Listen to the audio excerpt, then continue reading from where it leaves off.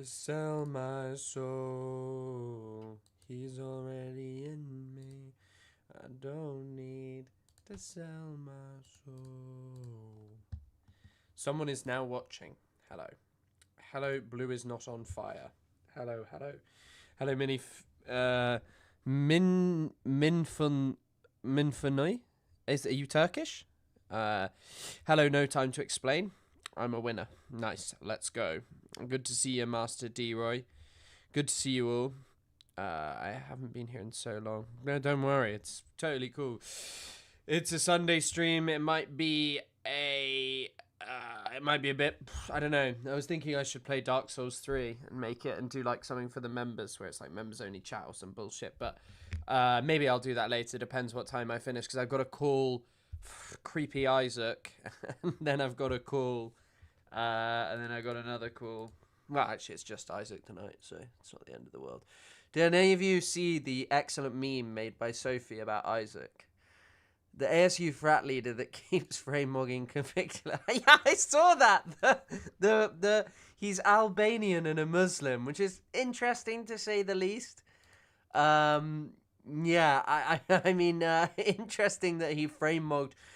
Clavicula also came out in defense of the LGBTQ community. I don't know. I played a lot of Elden Ring this weekend. Well, yesterday. Also, I need a new headset. Look at my fucking headset. Ugh, look at that. It's all falling apart. I want to get like a non-gaming headset, because obviously my mic's separate. Elephant Fish, hello. Hello, Elab.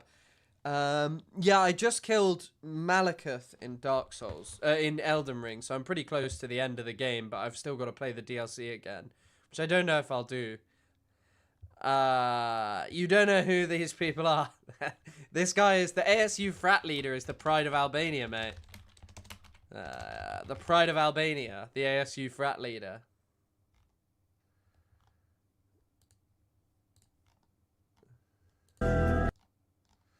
I'm just seeing if I can find out much about the ASU frat leader.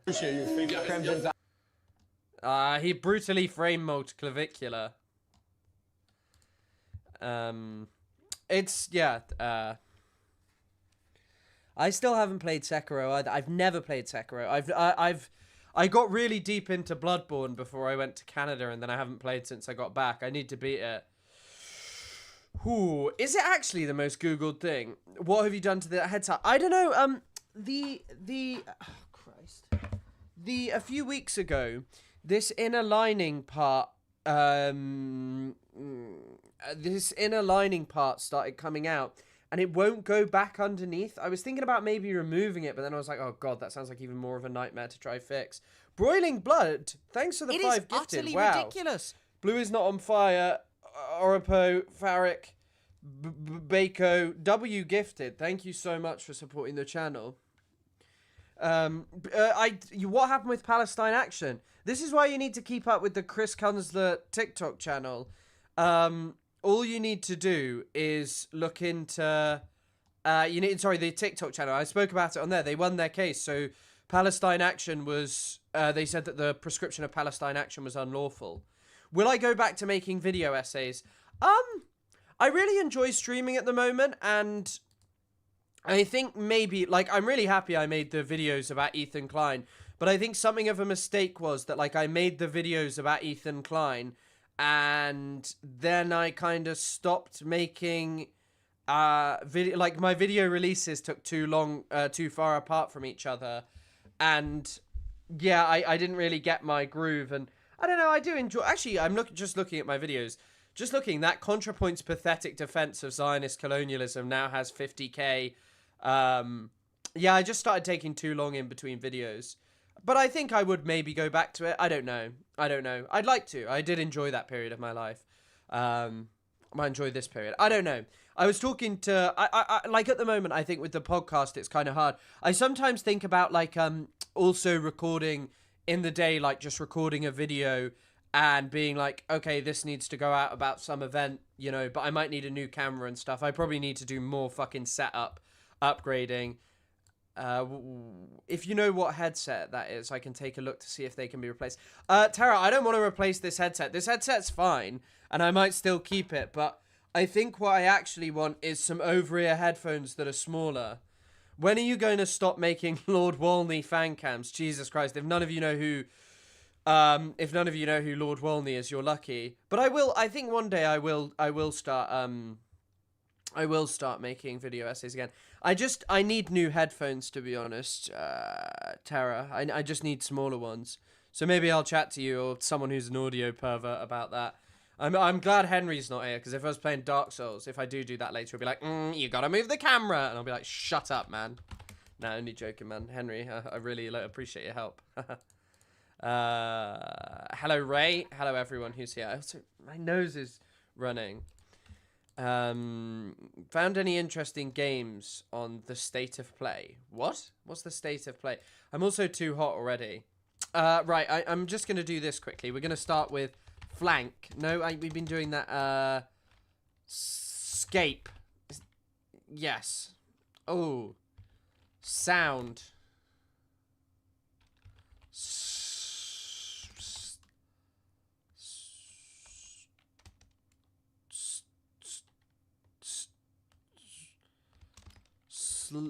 Slug.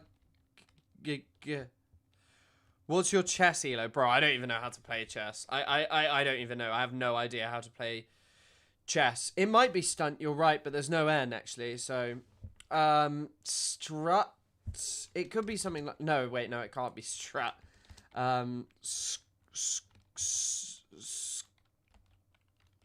Scummy. That has two M's, doesn't it? Yeah.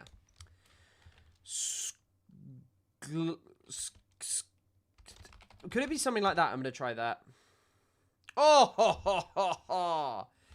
Increase the stream sound level to higher somehow. Do I sound quiet?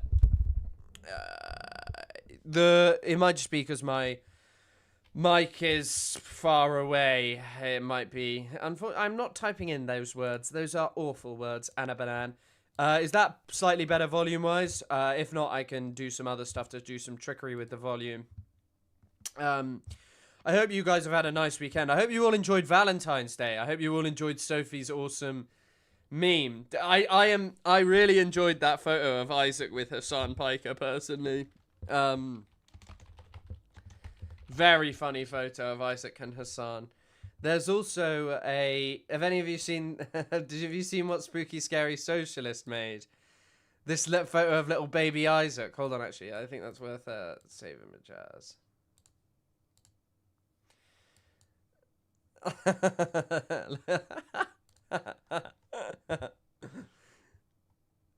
Yeah, oh my god.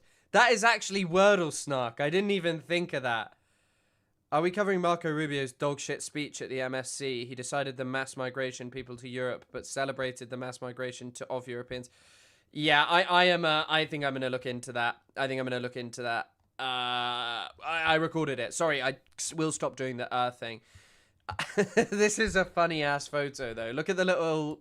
He gave Hassan the. What is this? He gave Hassan the Ho Chi Minh statue.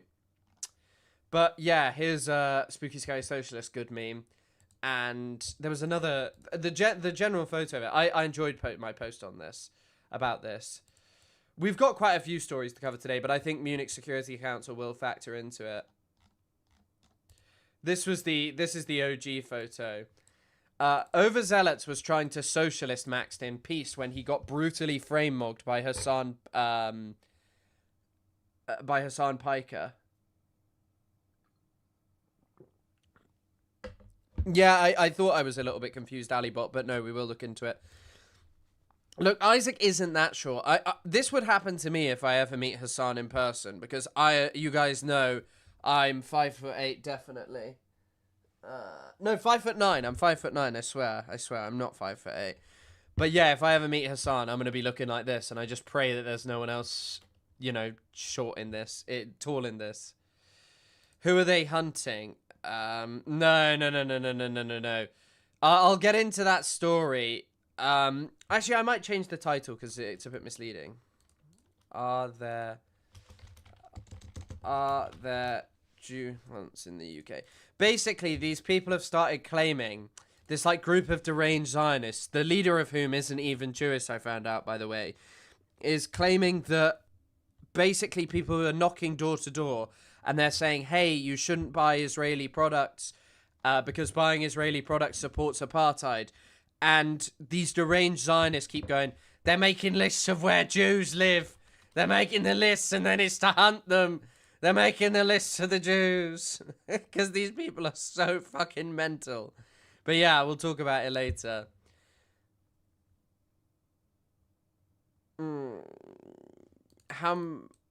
there's also some new political party, Restore Britain, but I can't watch anything to do with it because their channel is basically the video is just like slop with music over it. It's kind of insane. They're really racist, but yeah. Overzealots is the size of a Smurf. Yeah, overzealots is a homunculus, in case you didn't know. Okay, right. Let's do this. Callio, that's the little boy who's bald. You'll look like the statue Hassan is holding. No, I swear not. Okay, Oedipus. I thought I saw Electra, but that's the inverse of the Oedipus, although I don't think it's anywhere near as important as Oedipus. Hi, Chris. Hi, chat. Hello, unfollow your dreams. I don't know why I said hi to myself. Restore to what? Basically, Restore Britain is just this thing that apparently in 1997 Britain was really good. And, I mean, it's just slop. Obviously, it's just slop. Yeah, I know. I'm joking. I know it's Caillou, not Calliope. Not Calliope. Hold on. I just want to move myself off screen whilst I blow my nose.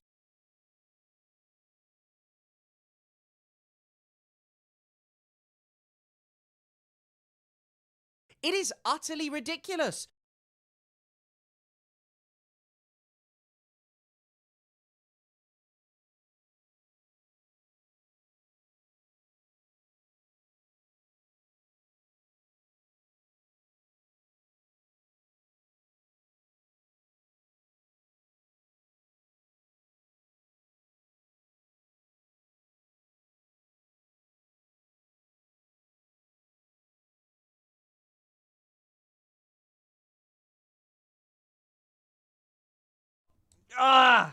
Zeb, thanks for becoming a member for 6 months. I was just saying, I was like, wait, I already thought you were because it just popped up as Zeb is a member.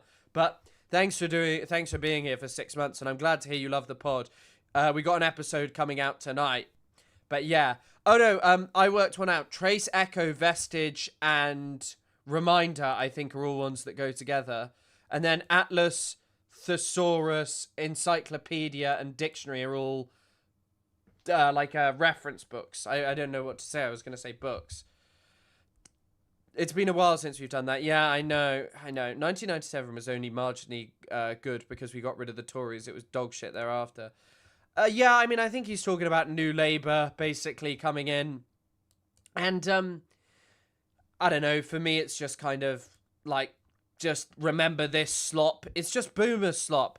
Remember when is the lowest kind of conversation. And it's certainly the lowest kind of politics. None of these people who support this crap even lived in that time. Mutesler, yeah. I'm unmuted though now. So please, cut me some slack, you know. Okay, right. Dialect.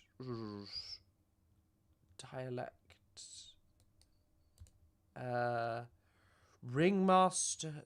Superior. Inferior. Oh wait, Oedipus, Electra, inferiority, and superiority, are they kinds of complexes? Oh, who saw that coming? Who saw that coming? I'm gonna put out a tweet saying I'm live as well. Hold on.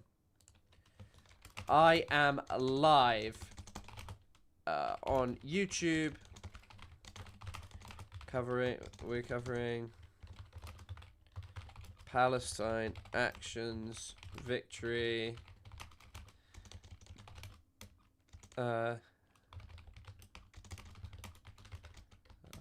Jew hunts in the UK. So much more. Have any of you seen the clip of Obama talking about aliens with Brian Taylor Cohen? It's kind of insane. Yeah. I just did really well there. Okay. You got a little emo hairstyle. It's called going in the shower, man. And needing a haircut. I've pushed my haircut back because I'm going to Montreal pretty soon. Also, someone asked about video essays. There has been some, like, very early discussion of me and Isaac might collaborate on, like, a whole video, which I think would be fun. Like, do a whole video together to kind of promote the podcast and to cover a topic. Also, I think another thing that, like, probably will be a future is we'll probably have, like, a Patreon with an extra episode. You can probably get full notes and kind of stuff like that on there. So that's all stuff that's coming in the future. And there'll be, like, a free tier that's just a link to all the resources we used. So, yeah. Can you do a segment on UK lawyers for Israel? Bro, I haven't researched enough to do a segment. Here's my segment. Fuck UK lawyers for Israel. How about that? Do you think we get more Epstein files released? Maybe. Terratrove. No, Tony Soprano lover. Hello, good to see you. Pastor Bus, did you and Isaac do anything special for Valentine's Day? You ever heard of sex? Do you know what that is? Because we did that. No, we definitely did not. We didn't even speak yesterday. He kept messaging me about something, and I was like, leave me alone, pal. But no, we had a great day. But sorry, did any of you see the video of Barack Obama talking about aliens where Brian Taylor Cohen goes, are aliens real? And he goes, oh, wait, I think it's just worth watching. Are aliens real? Are aliens real? They're real, but I haven't seen them, and they're not being kept in, what is it? Area 51? Area 51. There's no underground facility. I'm a body language analyst, and the way that Obama looks away means that this guy is lying. Unless there's this enormous conspiracy, and they hid it from the President of the United States. What was the first And he's drinking like that to detract attention. question you wanted answered when you became president? Where are the aliens? Where are the aliens? I can't believe just passing up on this kind of stuff, by the way. Because... I don't know. I've never been like someone who's like hyper fixated on whether aliens exist. I mean, probably there's something else out there. We do live in a very, very big world.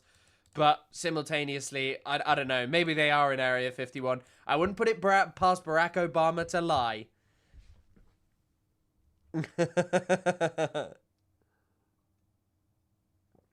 The aliens are in Silicon Valley, actually. 9/11 linked to Maxwell.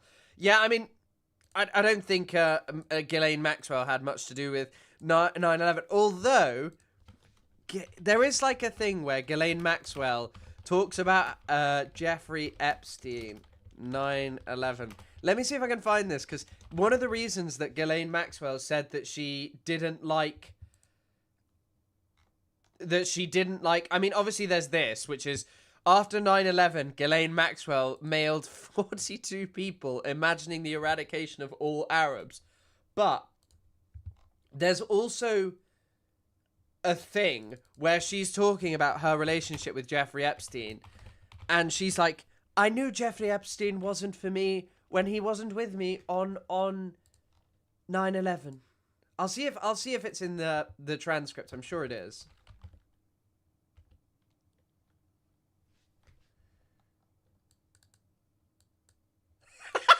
Wait. I don't think you'll actually believe this.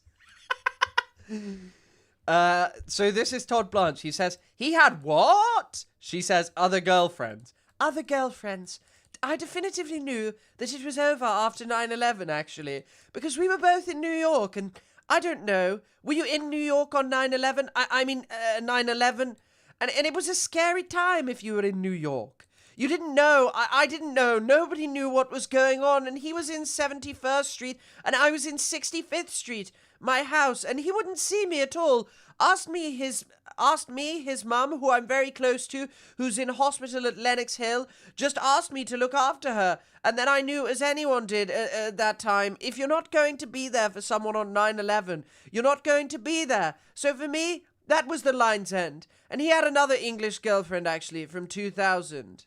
So Ghislaine Maxwell realized after 9/11 that they couldn't be together because he kind of ignored her after 9/11. Yes, could someone do the Discord link? I'm really sorry. I kind of forgot to do it. Were Maxwell and Epstein actually ever a couple? No. There are like allegations by girls about, you know, Ghislaine Maxwell also being involved in some of the abuse, and she was kind of his girlfriend. They had sex sometimes, apparently. But also, according to this, he had like a heart problem. Epstein told me that he had a heart condition. Like, yeah. And he had the house of his business relationship with Mr. Wexner. She talks about it a little in here, but like, yeah, I mean, they definitely slept together sometimes, but 9/11 was the definitive endpoint for them. You've seen the letterbox, and I think you'd really enjoy Europa: The Last Battle. Really? Really? Do you think I would? But no, Maxwell and Epstein did probably have sex at least once. Oh my god. There's a video of Clavicular only being able to rep 135 pounds for 3 reps. How heavy is that? 60 kilograms? It's hiring a lawyer. I'll tell you that. Free G line. Get it, get it, get it, get it, get it, get it, get it, get it. No. There you go. Almost. Fuck. Was that 7? It's hiring. Oh no, apparently he got 7 reps. That's kind of insane though. If I was taking steroids, the things I'd be getting up to would be crazy.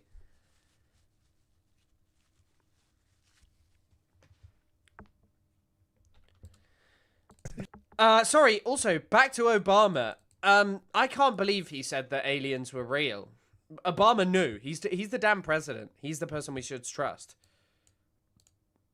No, him and Ghislaine definitely did have some kind of relationship, but yeah.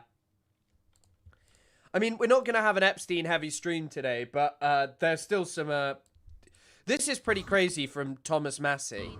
Is working so hard not to get them released for so many months. What do you think the real reason is?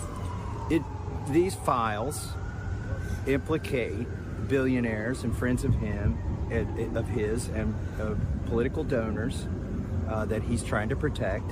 And Epstein also had close ties to our own intelligence agencies and Israel's intelligence agencies. That's why there's so much effort in trying to stop this. And I do believe they'll try to stop it somewhere else. And that's going to backfire on them too. Pretty interesting that he insinuated that Epstein also had ties with American intelligence. Does that mean it has to be the CIA? Or would that also include the FBI? Obama pretends to not know about Area 51, sure is sus. I mean, what even really, like, is there anything about what Area 51 is? Is it like just a secret military airbase? I have no doubt that they're up to bizarre, horrifying stuff at Area 51. But I don't know. I don't know if you'd put an alien there. I don't know what the alien would need to do there. Maybe they're developing like some new Israeli super soldier out there. And this guy is pretty based, I will say, Thomas Massey. I mean, I'm sure, like, he's in the Republican Party, which, you know, I find hard to kind of remove from anything he says and does, but still, simultaneously, pretty surprisingly based. What's he like on a choice, is he like a pro-lifer or a pro-choicer?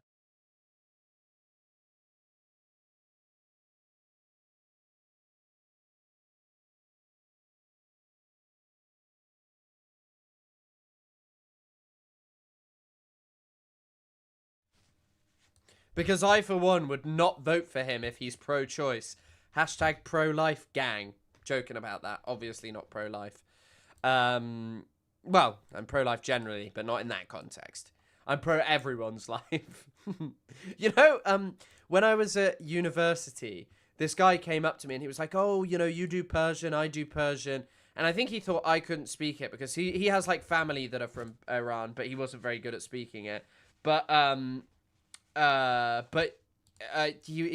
Anyway, he was like talking to me for ages, and my friend looked like really disgusted, and she was kind of like, "Why were you talking to him?" And I was like, "I don't know," because he was just talking to me, and she was like, "He's the head of like pro-life society," and he was an interesting character. He had like an Instagram video where he was explaining how he'd gone through conversion therapy and how everything was kind of fine now, and it was just like, I don't know, bro. I don't know. I don't think that works. I'm not gonna lie. Allegedly to hold deep state secrets in regards to aviation specifically, which is why they trapped our alien mates there. What else could actually be there? Putting on like a rational thinking cap. Like what kind of airbase secret? I guess you do need somewhere where the Russians are not going to spy on you and the Chinese are not going to spy on you. I don't know. I don't know. I don't know enough. Yeah, I mean, also, that was fucking crazy. His video was crazy. Was he Zoroastrian? I don't know what his beliefs were. I never got into that. He was just the head of Pro-Life Society, and he just had this video. To be honest, it was a bit sad as well, because, like, he had a very... I don't know, he just came across as, like, someone who was... I don't know. I don't know. He came across... Like,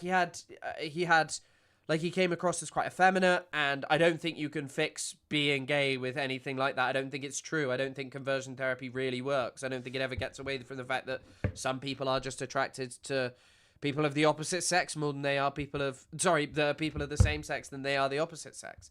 It's just a military airspace test zone. Are there any others like that? All the arcade cabinets considered lost media are there. It's also where they keep all the lost media songs, the ones that go all over, like go viral on YouTube. Top secret tech, really, from a logical standpoint, from a more fun standpoint, relics from an alien spacecraft. Yeah, I mean, they're probably developing that kind of stuff. I'd help them repair the spaceship and go away with the aliens. The aliens want to go to Israel, I'm afraid. I remember, speaking of aliens, I remember the Rick and Morty joke about Israel, which is actually... It is utterly ridiculous. Which is actually quite funny, the Rick and Morty joke. Because most shows, like BoJack Horseman, when they talk about Israel and Palestine, is the biggest load of drivel. It's like, oh, you know, Arafat shouldn't have walked away from the table on a two-state solution, and, you know, the Israelis should do X, Y, and Z. Whereas in Rick and Morty, it's like some episode where Rick is like, real evil, where is it in the world? And the answer's Israel. Conveniently close to Los Alamos. Ah, interesting. I didn't know that. Thanks for the 2200 Thomas. I'm just going to say Thomas. Good to see you, man. But yeah, that's a pretty incredible joke. They can't stop us all. God, do you remember when that was a thing? Did people actually go? Storming. What was that even a thing on? They Can't Stop Us All was a 2019 Facebook. Over 2 million people jokingly pledged to raid the top secret Air Force Nevada base to find aliens. Despite massive hype, only 150 people showed up. I wonder what became of the people who did Storm Area 51.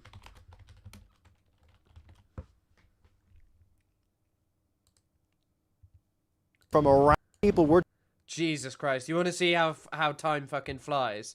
God, one of you just put that in here. Told coming in from around the world and especially across the country is interested to see what happens after that viral idea to storm Area 51, that secret military base not far from here. Authorities are expecting up to 30,000 people to show up during the course of this 3-day music festival, which begins tonight. Back out here live, we will have much more from the tiny community of Rachel, Nevada at 6:30. Reporting live. Jesus Christ, what a time. What a time to be alive. Well, I mean, everyone in here would have to be alive unless you're like 5 or 6 years old, which you shouldn't be watching me if you are. Oh, there's a documentary about it on Netflix, apparently. Fucking crazy. The infographics show what you need to realize is that these are your enemies, not the Murdoch press, not anything like that. The infographics show is deep state media trying to stop you from going and seeing all the aliens. So But yeah, I mean, Thomas Massey's out being based. Barack Obama's telling us there are aliens. And then have any of you seen... I can't believe... this is the first time I've ever searched Diary of a CEO. The Diary of a CEO. Oh my fucking god. I'm just looking up Diary of a CEO. These videos look insane. Sex is causing divorce. 8 hours of sleep is a lie. If you wake up at 3 a.m., do not do this. Cognitive decline expert. The disease that starts to kill you starts in your 30s but kills you in your 70s. Alzheimer's. I met an untouched tribe. They killed my friend. Video proof. What? How are there 1.7 million people watching this? Tony Robbins. No one is ready for what is coming. Oh. Creatine. The 6 science-backed brain fixes most people are ignoring. These jobs will be gone by 2027. I don't think that many people who create any kind of video could just be replaced by AI. Stephen Bartlett definitely could. What are the most popular questions people come to you with as a sleep doctor? There's 3 biggies. Number 1 is, what do I do? I don't know, man. I think anything about sleep people are going to watch because people wonder why they can't sleep and then they're just on their phone before bed. Oh, yeah. It is utterly ridiculous. Also, have you guys... This is through... hold on. This is through... I've got this through a Reddit called r/fuckcars, which obviously is a Reddit that, you know, I'm interested in, but it depends why. It depends what they mean by that. This was posted by the official White House. Did you genuinely watch iDubbbz when you were a kid? Yes. When I was like 14, which was not that long ago, I used to watch him, yes. Why do you have Eric Adams bookmarked? None of the things that I have bookmarked to make any sense. I have Eric Adams, how to add all numbers in a certain row, then Tectone's girlfriend. I'll remove them all. Hey, Knox, good to see you. And I'm surprised Joe Rogan isn't there. Probably too much of a chicken hawk. My girlfriend was telling me about how there's a guy who's on Joe Rogan regularly called Roger Avery who co-wrote Pulp Fiction, and he's just an insane guy. Also, he's from Flin Flon, Manitoba, which I cannot believe is a real place. Flin Flon. Definitely doesn't sound like a real place. And he's just like a bit of a freak. He killed someone in like a manslaughter conviction. And he's constantly on Joe Rogan and he believes like the earth is flat and stuff. So, you know, I'm surprised Joe Rogan isn't there either, but because he's everywhere with idiots like this. Yeah, have any of you seen this? Sorry, I'll just watch it through this actually.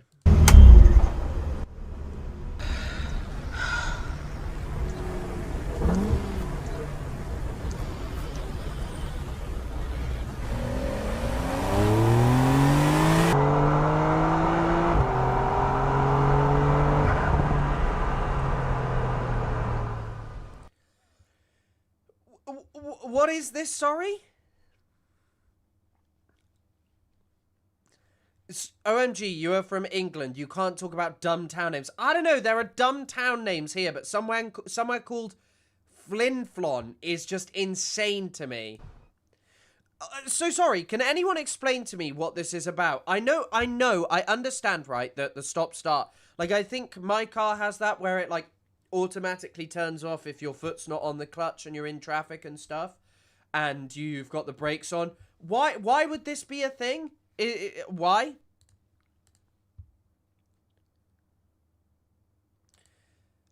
Like, and someone put this here. I was going to say that. I was like, mine doesn't turn off the AC. I don't even get it. Like, what is this? Blue-haired woke clibs sat in the car getting hot. Is that the joke?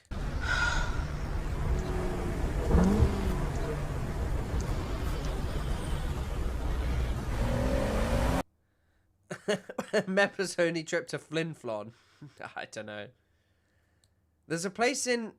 there's a place in Quebec called St. Louis de Haha. Wow, I would love to go. Wow. One day I will. I would have to pass through it to go to PEI. Wow.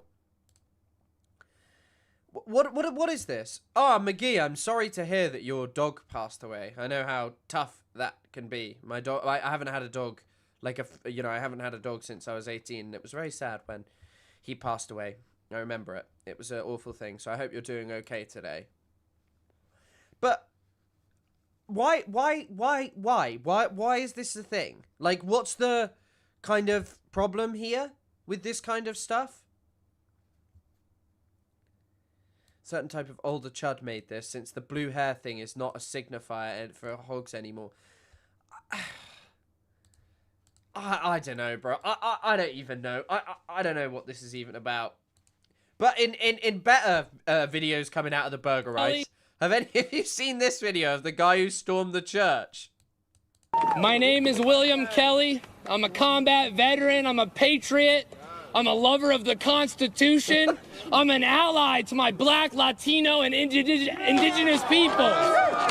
I will not stand here and be intimidated by Pam Bondi on her persecution of these patriots, of these freedom fighters, of these journalists who are brave enough to document what we're doing in this city. What is happening in Minnesota is a resistance against tyranny, a resistance against fascism. And the absurdity of us being right here, right now, the peaceful nine being persecuted, while the murderers and the executioners of Alex Petty and Renee Good walk free, not only walk free, but are still working for the federal government. This is madness. It's time to wake up, Americans. It's time to get off your couches and stand with your brothers and sisters in solidarity. All power to all the people. Look, as I've said before, I'm not a fan of people who are in the military becoming politicians. Like, I don't know. For me, I don't like it, especially not the American military.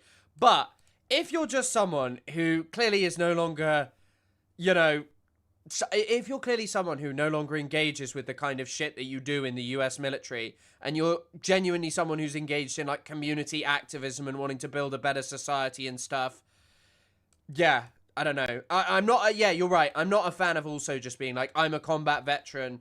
I guess it's also, I don't know. I guess it's to try and appeal to people because you're like, I'm a soldier, so I actually understand war and things like that. To me, I find it less appealing than more appealing. But perhaps just thinking about, like, I don't know, perhaps he thinks it's a way to reach across to people who would be like, otherwise he's a woke idiot. I don't like it, but I will say the rest of the speech is pretty good, And I like him calling it a resistance. The only thing he could have done better is if he called it the Intifada. Yeah, I've enjoyed the whole woke is back this weekend saga. Also, the Ethan Klein fucking hate train is so back. It's so fucking back. It's better. It's back, and it is better than ever. Did any of you see what he posted on the weekend? This weekend. I don't know if any of you are still interested in him. Can I save this?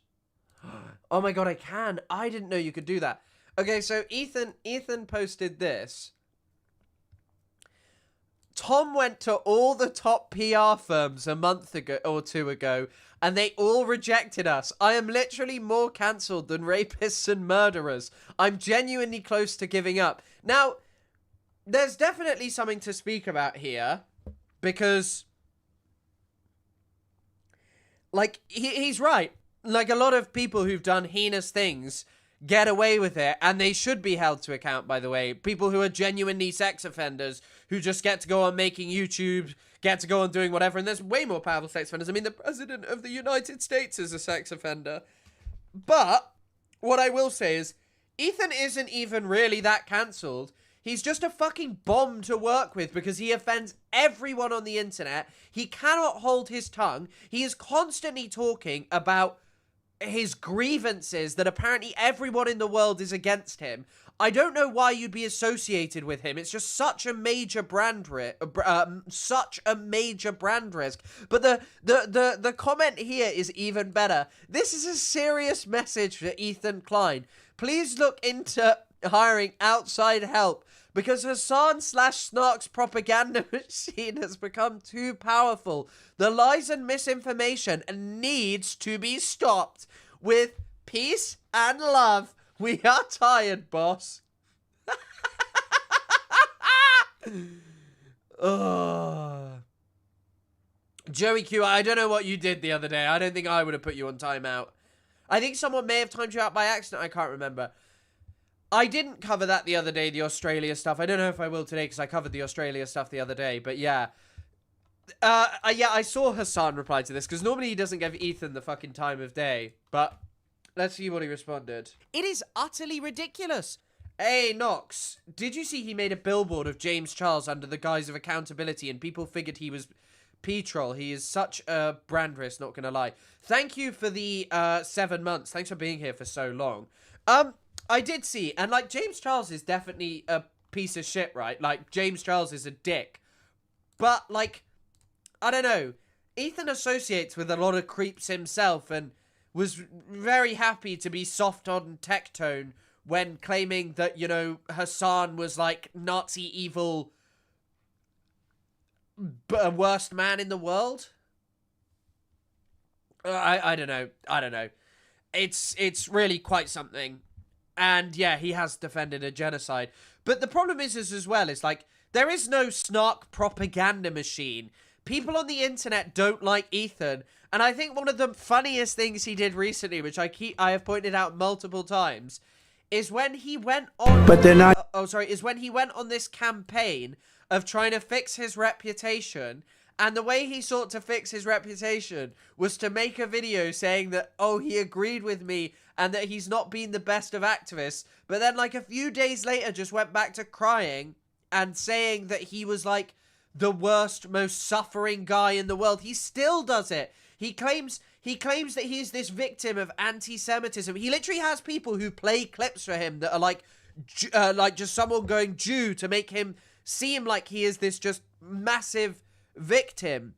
James is also a predator, but Ethan aligns himself with the likes of Nux Taku and Tectone. I mean, I don't know if Ethan's ever interacted with Nux Taku. It's more... Ethan's problem is, and I don't really believe in this whole, like, guilt bias. Well, a part of me actually does. If you're producing content, if you're doing these lawsuits that are literally just clearly not for copyright, that are much more just about appeasing yourself, appeasing yourself and appeasing your bloodthirsty fans who like you suing people because it's the only way that you can get one over on people, and they're all women, and you're also aligned with Zionist extremists like Hen Mazig, like Nux Taku.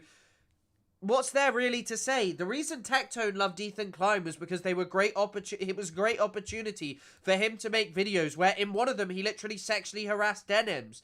But apparently the problem on Twitch is anti-Semitism, according to Ethan.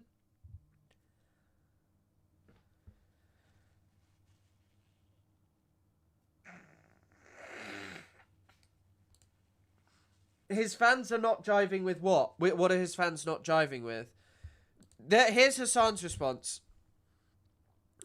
Dude spent the last 2 years plus calling every pro-Palestinian content creator anti-Semitic terrorists, tried to get us deplatformed, harassed us with a legion of pedo right-wing allies, launched BS lawsuits against 3 smaller creators to bully and silence them while losing 60% of his audience, dropped the lawsuits and focus on healing what's rotting inside of you. By the way, he can't do that. There's literally no way that he can do that. Hold on.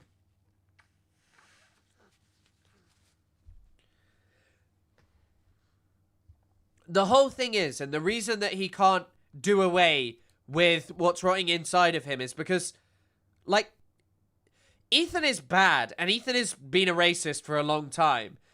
But on Palestine, like, Healer is just a giga racist. Like, Healer is someone who may enunciate, I think Palestinians should have life, but also simultaneously is like, just associated and follows only Zionist fanatics. And, like, Ethan will say stuff like, oh, the Great March of Return, Palestinians got violent there. I'm sorry. Oh, my God, my fucking nose. And I think that Ethan will never heal because his audience loves this stuff. His audience absolutely loves it. By the way, as well, all of his community were upset because some fucking, like, Kotaku article linked to one of my videos as a source for finding out that Ethan Klein is pro-Israel. This one. Wait, this one. So this article by Kotaku is like is it Kotaku? Rock Paper Shotgun. It's about this Mugenics game, which, by the way, everyone is playing the Mugenics game. A lot of my friends, but it's like it mentions their views who don't agree with their views. Is this the link to it? No, You served in the... That's not it.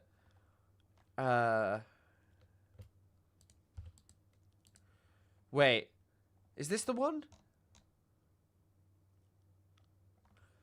There's one. There's one that links to my video. Oh, hold on. Let me find it.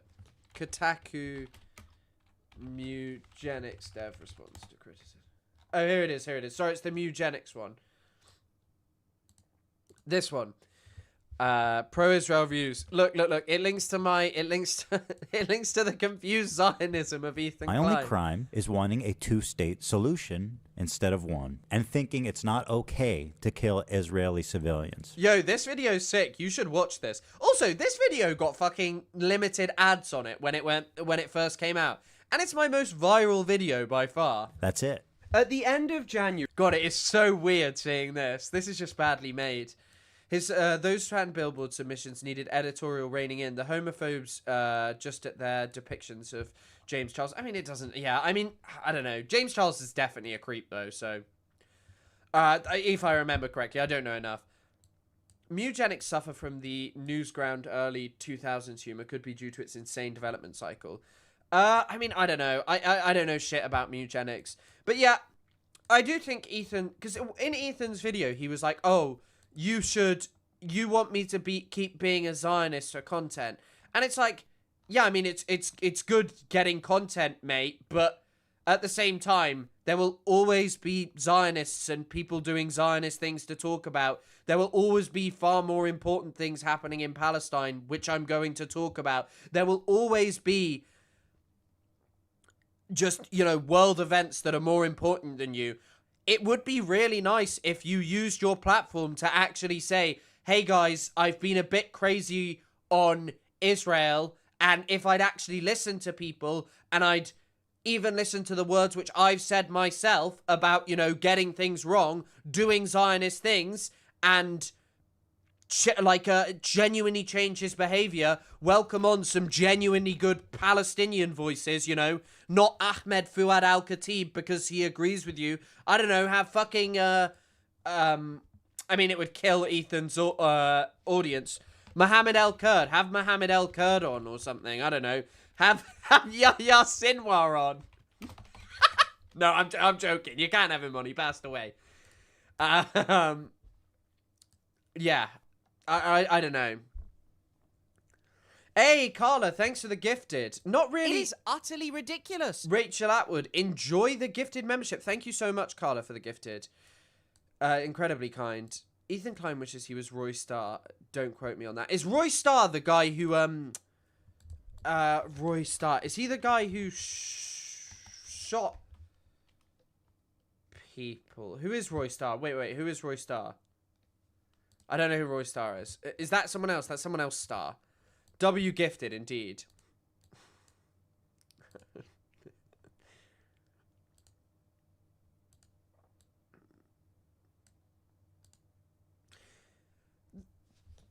The thing I will say, though, is that, Ethan is definitely a Jewish supremacist. He's also just a supremacist of Western society.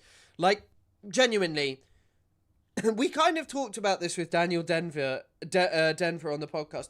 There is something to be said, and I know some people won't have loved all of my content around Iran, but there is definitely something to be said for people who are just like, no, you cannot criticize Iran at all. You have to, like, say that they have not killed anyone during the protests, and I don't think that's I don't think that that's right. But also, there is something that is very important about combating these Orientalist visions of Iran being responsible for everything wrong in the Middle East. I mean, this guy's literally said, if you hate Israel, you should hate Iran more. They're responsible for everything. No, they're not. Like, that is just not true. Lonabox is Destiny's gimp, genocide defender. Can't get much lower.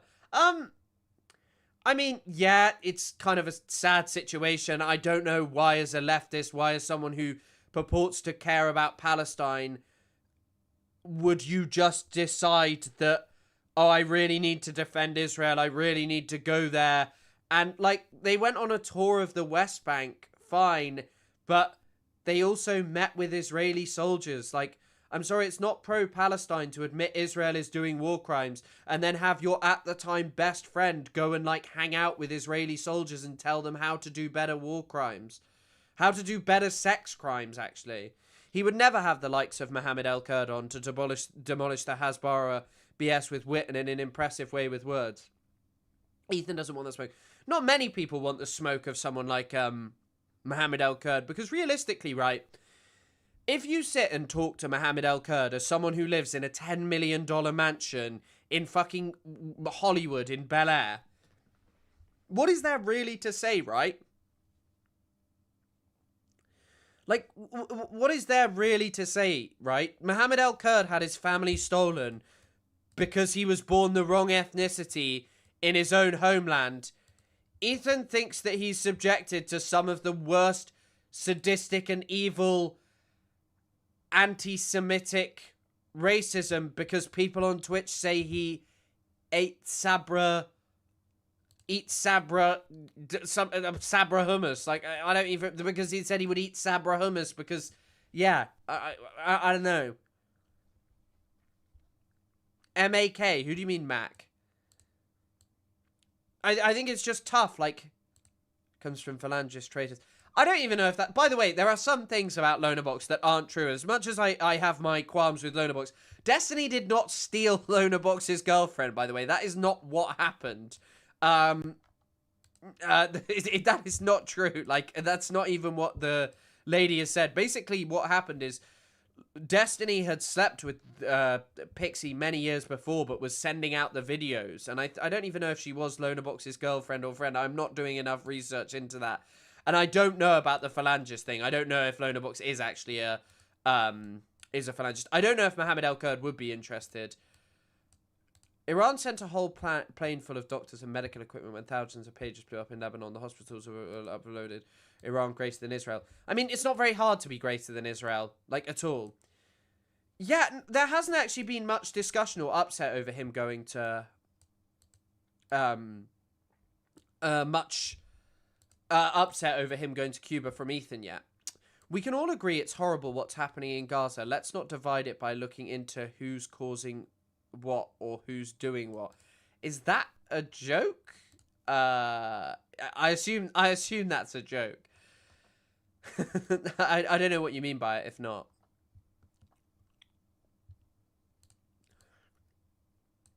Yeah, like, the Iranian government engages in definitely awful things, but, like, Iran hasn't perpetrated a genocide. Like the Islamic Republic. It just hasn't.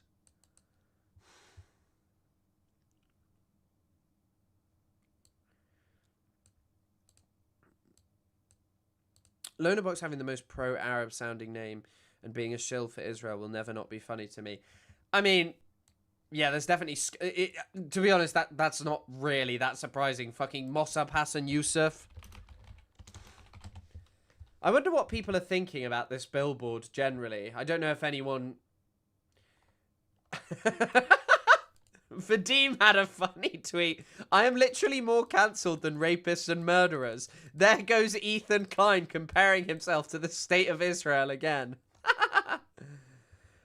Even get this much attention from women. He's objectively gross and 5'2". If you want to realize something, yeah, but Sartre Jean-Paul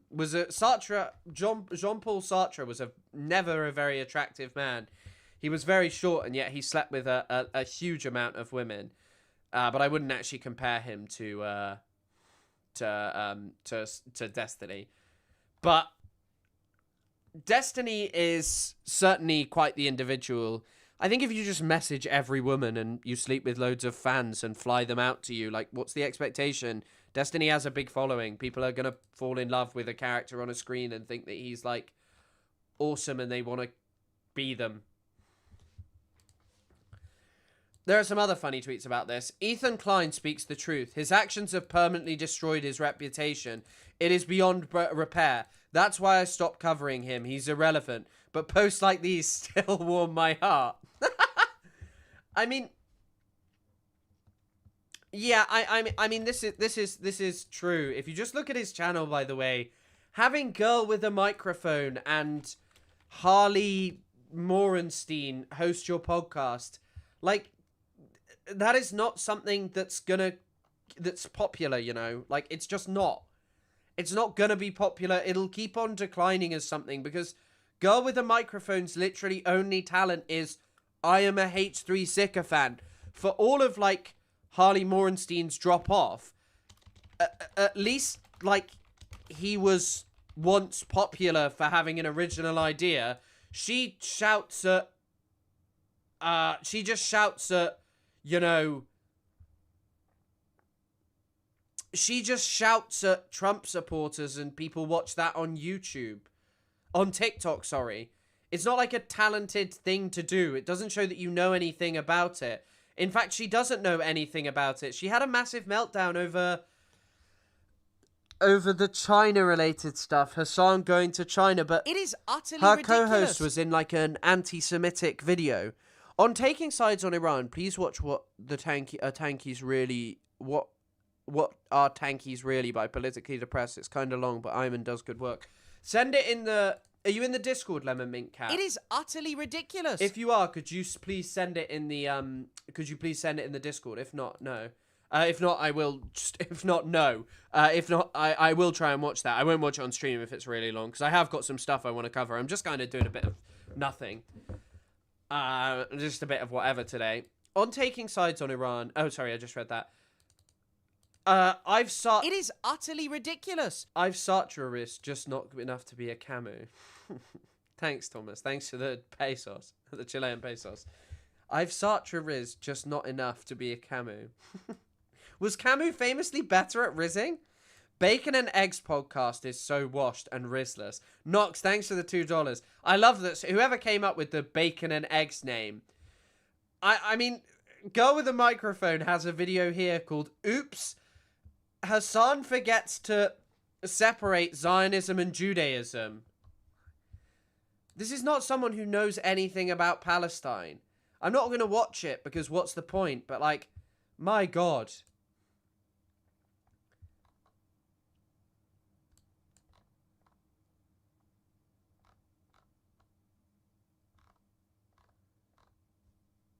She also says that she's like an author on Six Figures or something. So, yeah, I don't know. I don't know.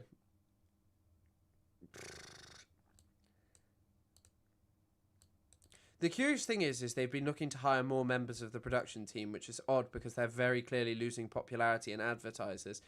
Yeah, I mean, the H3 podcast will die because it's way too big and bloated and he pays people really good salaries. I'm sure the membership's pulling good money and the amount of money he is making is insane and more than most people will. But I don't think Teddy Fresh will be very popular for long because also he's caught in this really, really hard position, right? Because he built this whole new audience off being sort of left-wing, but then kind of isn't. Now most left-wingers are at least very anti-Israel. and are much more inclined to side with someone like Hassan than they are Ethan on this topic because of the way in which Ethan has behaved. But he doesn't want to go far enough to just being a full right-wing grifter. So what is there really left for him? It is utterly ridiculous. I came up with that, a bacon and eggs. Knox, you young genius, the bacon and eggs podcast. Incredible. A former friend of mine who used to work for RT is going around claiming that the IRG isn't killing people, protesters at all, and that it's all just Israeli propaganda. I don't know when he got so lazy. There are some people who just do want to believe that, who... It's kind of tough because obviously, you know, the US government and media institutions in the West are advocating for regime change in Iran by portraying that tens of thousands have been killed there. The actual number, by the way, I think probably will exceed 1,000. I really don't believe it's 10,000 plus. But then again, I don't know. That's just my personal opinion. And the fact that like, Iran is open, by the way, to the public now. There's BBC reporters in Iran. Maybe there's like this tacit thing of the government are like, if you go look into that, you'll get yourself in major trouble. But apparently there were thousands of Starlinks. What you haven't seen are like, and maybe one might say, well, this is because they happened in specific regions. Sorry, my elbows are disgustingly dry. But yeah, I don't know. For me, I think it's tough, but I don't see. I saw an Israeli guy claiming 100,000 died. Chris just said a business can't survive if it pays its workers. Everybody get him. Yeah, I said it can't survive. The H3 podcast.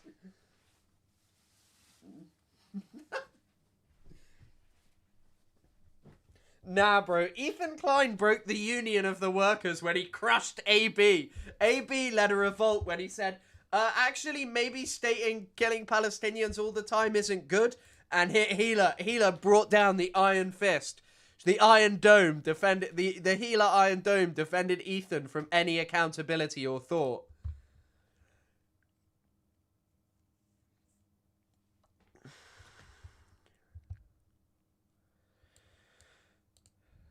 Yeah, I know. The number just keeps accelerating, and also it's really tough as well. And someone pointed this out to say. Basically, it's also difficult because, you know, when it came to Gaza, we had years of it being denied. But when it came to Iran, all of a sudden, Western media was like happy to say, here's 30,000 and this is true because some doctors inside Iran told us and some people who work outside of Iran told us. And look, it doesn't matter. Killing thousands of protesters, you know, even if it is just 3,000, is really an acceleration from previous bouts of protests.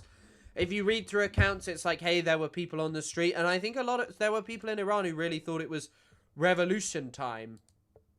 But yeah, I mean, it's interesting.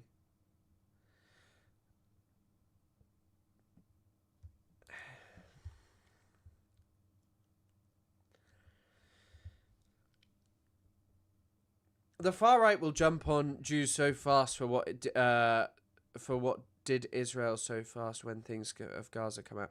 I don't think the far right will jump on them because of that. The far right are jumping on Jewish people because they say that Jewish people, like, by the way, this is what Tommy Robinson thinks. Tommy Robinson literally receives money from Israel, okay?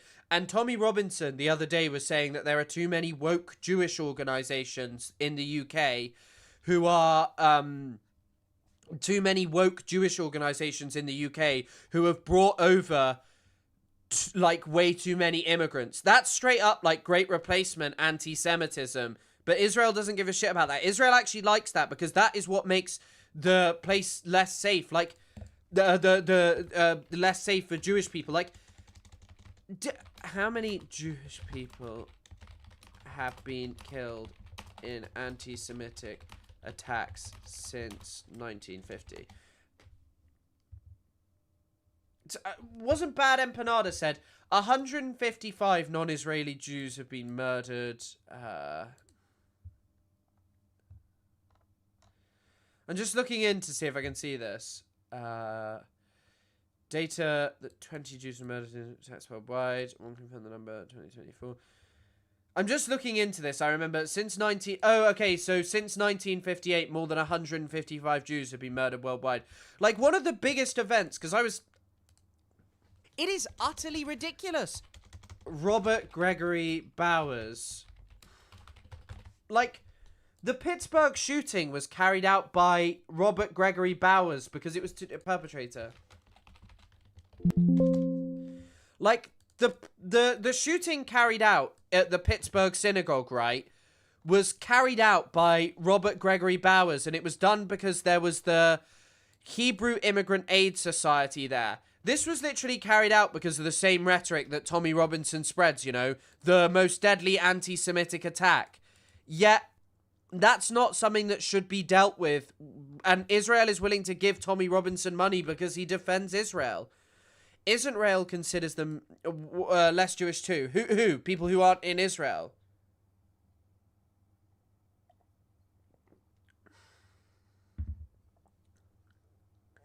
Maybe Israel doesn't account for that. I don't actually know. Yeah, Tommy Robinson. I actually, you know what? I'm gonna say it. Tommy Robinson is such a wonderful grifter. Tommy Robinson is now being exiled from the UK because apparently the Islamic State want to get him, and so he needs donations from you guys.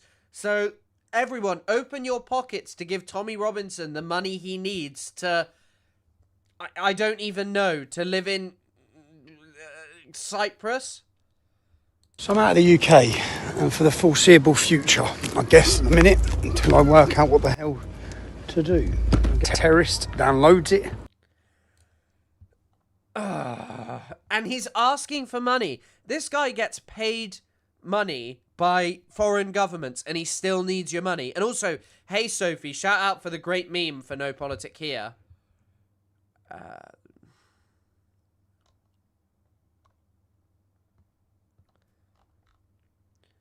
I created a half statistical zone that AI scraped data points on the worst things Trump said or done. Currently 1,100 entries. Care to see? Put it in the Discord. I'd be interested to see that, Joey. You don't even need to be anti-Zionist. Just not being a Zionist is enough for them to think you're the lowest scum. What, Israelis? Yes, yes. And also Zionists think that way. There are tons of Zionists. We were talking about the one the other day. This guy called Nick Matau on TikTok, who is not Jewish at all. And he was literally just like, yeah, by the way, I think Epstein was an Jew. And it's like, what are you talking about, mate? You're not even Jewish and you're speaking about Jewish people like that. Crazy stuff. Crazy stuff. Anyway, we'll probably close up until Ethan does something stupid again, which could be in the next fucking 5 minutes. Who knows with this guy. And we're going to start on an actual exciting piece of news. Something to feel positive about. Now, if you didn't know, Palestine Action are a direct action group in the UK. What Palestine Action did was target Israeli weapons firms. And for this, Palestine Action were declared to be a terrorist organization. It is illegal to declare your support for Palestine Action if you live in the UK. However, on Friday, I believe, Palestine Action won their court case. Now, what this means is that Palestine Action was deemed, the ban on it as a terror organization was deemed to be unlawful. Now, just to quickly preface this, if you are in the UK, be careful, because if the government, as they say, which they are trying to do, manage to overturn this, they are collecting evidence on people who support Palestine Action. So be very careful about supporting Palestine Action. But obviously this should have been the case. It was insane to designate them a terrorist organization.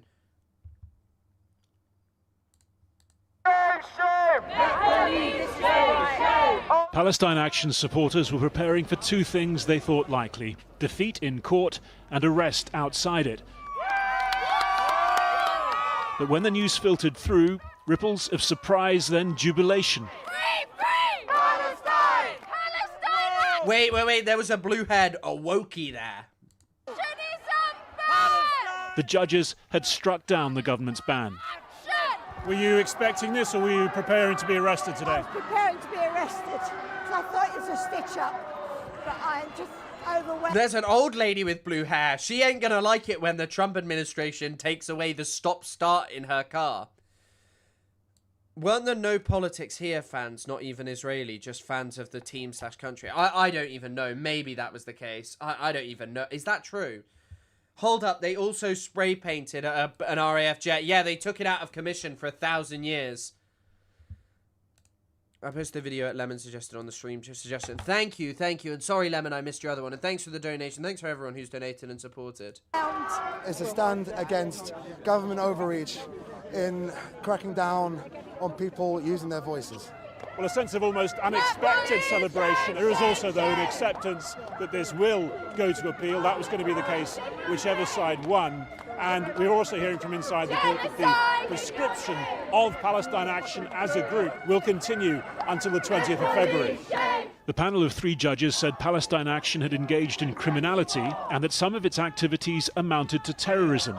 But for that, the government had the criminal law available, and that such acts hadn't reached the level, scale and persistence to warrant prescription. This is a vindication for the Palestinian people themselves, who called out to all of you and asked us to defend them. We did. Asked us to break the supply chain of Israeli weapons, and we did. The Metropolitan Police said under the unusual circumstances of the prescription being ruled against but still in place, its officers would gather evidence rather than make arrests. Yeah, that's what I worry about for anyone in the UK. Anyone in the UK, be careful if you're posting like, hey, I support Palestine Action, because obviously they are collecting evidence. Quickly, I should probably post that, hey, I'm live on this and this and this and this and this and this and this and this and this and this and this. Yeah, I'm just going to do that, so give me a second. Also, my Australia video did better than I expected it to. And it's not like popped off or anything, but it's done pretty well, actually. Let me just upload that I'm live on YouTube covering the Palestine Action ban. Hello everyone, I'm live right now on YouTube. I'm covering Palestine Action and them winning their court case. We're also going to be covering the notion that there are apparently Jew hunts going on in the UK because people are being asked to boycott Israeli products and other news. So if you want to get in, a link is here if you're seeing this on Instagram. TikTok, it's in the bio. Get in. I don't... My hair is actually so long. I was going to mess around with it, but I'm not going to do that. The Home Secretary Shabana Mahmood said the government would appeal, that the ban had followed a rigorous evidence-based process and that it didn't prevent peaceful protest in support of the Palestinian cause. Palestine Action came to prominence with high-profile direct action on sites like the Royal Air Force Base at Brize Norton and the UK subsidiary of Israeli arms manufacturer Elbit Systems. By the way, it's fucking crazy. All of this, as I've said over and over again, the only reason Palestine Action was banned was because it worked. That's it. Arms lobbyists wanted it banned because, you know, did bad things, challenged the Israeli government, and that's it. That's it. Challenged the Israeli war machine. Have you seen, just out of curiosity, have you watched the Pahlavi CBS interview? I think we did a while ago, yes.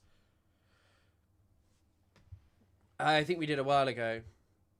To the group's banning in July last year, the act of publicly supporting it itself became a crime, liable to a jail sentence of up to 14 years.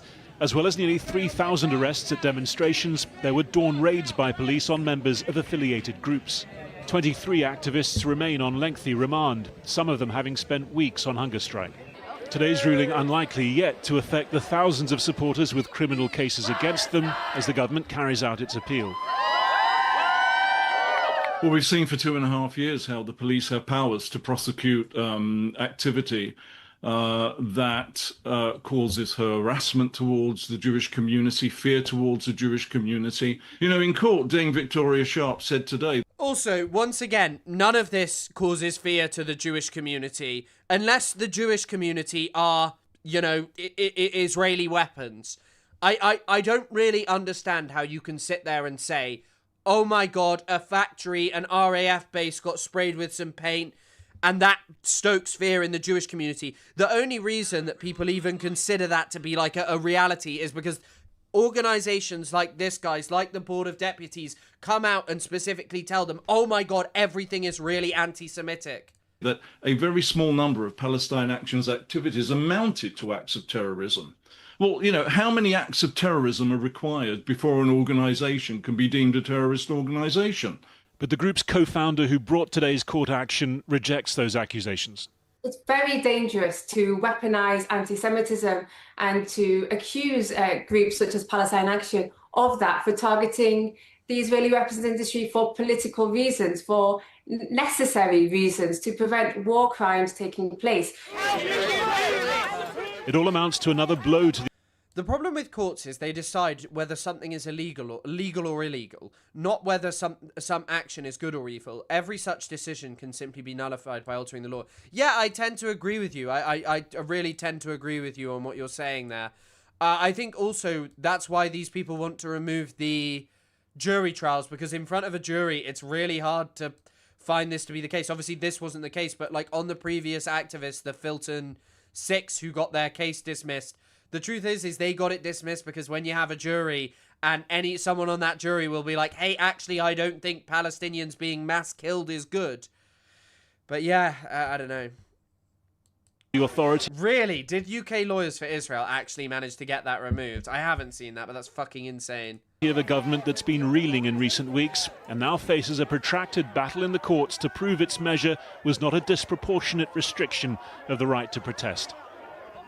Well, joining me now to discuss this is the barrister Jonathan Hall, KC, who is the independent reviewer of terrorism legislation and state threats legislation. Thank you for joining us. Do you think the judges have got this wrong, and if so, why? Well, I'm not going to say that. What I will say is I can see how the government's going to appeal. And I think the main ground on which the government is going to appeal is the point that's most interesting in this, which is, should effectively the police have been left to use normal criminal law, and so was it wrong for the government to invoke a whole load of sort of super law, which is terrorism law, really powerful, allows you to prosecute people for membership and fundraising?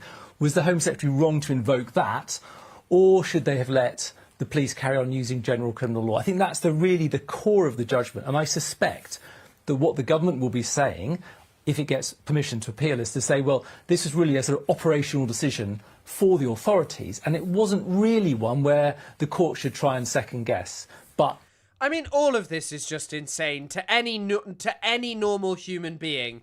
This is insane. The government lied. The government lied about this. The government kept saying that there were really scary attacks coming, that they were a threat to Jewish people, that even some people were saying they targeted Jewish-owned businesses. I've never seen any proof of that. Their proof of that, in fact, is because they targeted Elbit. It is insane. You know, the court has that function. I mean, ultimately, as I think everyone understands, it doesn't matter. Terrorism is very broad. The question is, what do you do about it? And what the court has said, bearing in mind the effect of calling people terrorists and the possible effects on protesters and journalists, etc., this was the wrong move. Yeah, so why wasn't the criminal law of trespass and criminal damage and assault and all those sorts of things enough to deal with what this group were doing in their direct action? Well, I think what the argument would be is that terrorism law allows you to deal with an organisation, whereas normal criminal law doesn't. So surely that is not the case. Surely that is not the case. That criminal law doesn't let you deal with an organisation. Surely that is just made up because there's organised crime gangs that aren't designated terrorists who are dealt with. Obviously, if someone carries out an attack and you can catch them there, that's fine, they can be prosecuted. If you can prove that two people are agreeing in advance, you could get them for conspiracy. But if you take something like fundraising, I mean, let's say Palestine Action had a very big website, it was receiving a lot of funds, it said those funds may have been used to fund attacks, what the court, I think everyone accepted, amounts to terrorism. It's quite hard to prove that that money was intended to be used for particular unlawful conduct. So, by the way, even this calling attacking an Israeli weapons factory terrorism is just insane. It is genuinely just an insane, despicable thing to say. These attacks were not terrorism. The fact that the court even found that is despicable. And, you know, they set the court case up in this way, by the way. They changed the judges multiple times. It's just, yeah. Maybe I'd like to look at it before Joey Q, so maybe not this stream, maybe tomorrow. What terrorism legislation allows you to do is to go for the organisations rather than just waiting until something's happened or try and find evidence of conspiracy. But what wasn't the danger that the support of thousands of people and their preparedness to be arrested was undermining public confidence in the terrorism legislation, which is designed to catch very serious terrorist groups who most people agree should be banned? Yeah, I mean, I think you're right. I think a lot of people do make that argument. I mean, the interesting thing in the judgment is that the court did look at the position of the so-called sign holders. So these are the 80-year-old men and women who hold signs saying, "I support Palestine Action." And they said, we don't really have much regard to them because they knew what they were doing and they were breaking the law deliberately. So it doesn't seem as if the court was so concerned about them. Rather, the court was concerned about the sort of general impact of knowing that terrorism law was floating around, and so might have a sort of chilling effect. But, you know, you're right. I think that maybe some of the people who brought this claim and were supporting this claim may be a little bit disappointed the court didn't go further and sort of carve out. The fact is, though, is that this is also just a really clear indication of how much so much of this is just all lies. There are genuinely a ton of, like, Jewish organisations in the UK that came out and said, hey, this is a really, really dangerous day for Jewish people, right? So the Board of Deputies is meant to, like, it's like just some charity that's meant to apparently monitor what's going on amongst Jewish people. In fact, I'm going to look up what its actual... It's the Board of Deputies of British Jews. It is utterly ridiculous. So what is Israel striking rescuers live on air? Non-terrorism, pathetic, free Palestine. They killed multiple British citizens in Israel. They killed Palestinians who lived in Gaza, who had UK citizenship, no doubt. And they also definitely categorically killed aid workers from this country. That's not terrorism. We didn't even bother to look into, you know, why that happened. So the Board of Deputies, commonly referred to, is the oldest Jewish communal organisation in the UK. So this is like the Board of Deputies is a real organisation that has existed, you know, at points where there was really serious bigotry in the UK. And now this is what it is. I mean, this is a long trajectory of it reaching here, but look at this. We are deeply concerned by today's High Court decision to find against the government's prescription of Palestine Action. As the Home Secretary said today, the court acknowledged that Palestine Action had carried out acts of terrorism. It concluded that its actions are not consistent with democratic values. By the way, thanks for the $5. It is utterly ridiculous. All cats are buttes. Thank you for the £5. Thanks for helping make the stream possible. Glad to catch you live covering this. Always watch the VODs. I've been arrested twice for terrorism under the prescription. Thanks for all you do. All cats are buttes. I mean, you know, it's fucking... It is utterly ridiculous. It's fucking insane that you've been arrested twice, to be honest, in my opinion. It is genuinely unbelievable. As I have maintained over and over again, Palestine Action was banned for one reason. Palestine Action was banned because it threatened the Israeli war machine. The reason they haven't banned big marches is for that reason. It's also, by the way, the reason that when they tried to march on the BBC, someone brought this up earlier, saying, hey, actually, when it came to, if all of you remember this, not all of you would, there was this one march that wasn't allowed to happen because apparently they were, pro-Palestine protesters weren't allowed to go near the BBC because there was a synagogue there. The organisers said, hey, we won't go near this synagogue. We'll organise it so it's not when service is on. We'll ensure that no one goes near Jewish people. We'll protect them and all of this stuff. And no, it was framed as like, oh my God, they were going to attack Jewish people. It's insane. I mean, as I've mentioned, I went through multiple I saw fake anti-Semitism scandals in front of my eyes.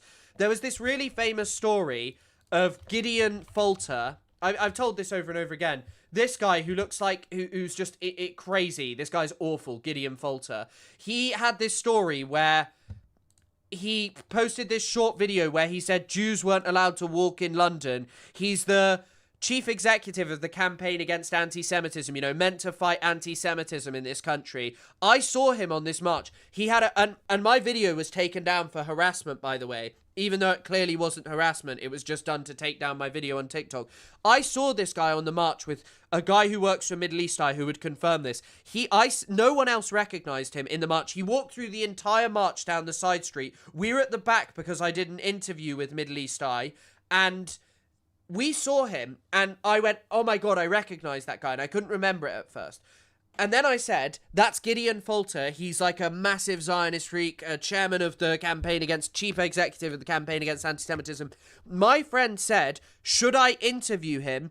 I said, no, leave him alone because he'll use it for an example of harassment. If my friend had gone up and interviewed him, the story would have categorically been proven false from the instant that it happened, because Gideon Falter was at the end of the march. He had walked there completely safely. He had walked along the entire march, and he claimed that he was a victim of terrifying anti-Semitism. These organizations terrify Jewish people. They genuinely do, by the way. They tap into very real fears that Jewish people have about bigotry and tell them that things like Palestine Action not being banned is somehow like, not being banned or designated a terror organization is an evil, violent thing and somehow threatens the Jewish community. And it taps into real fears that Jewish people have and inflates false ones.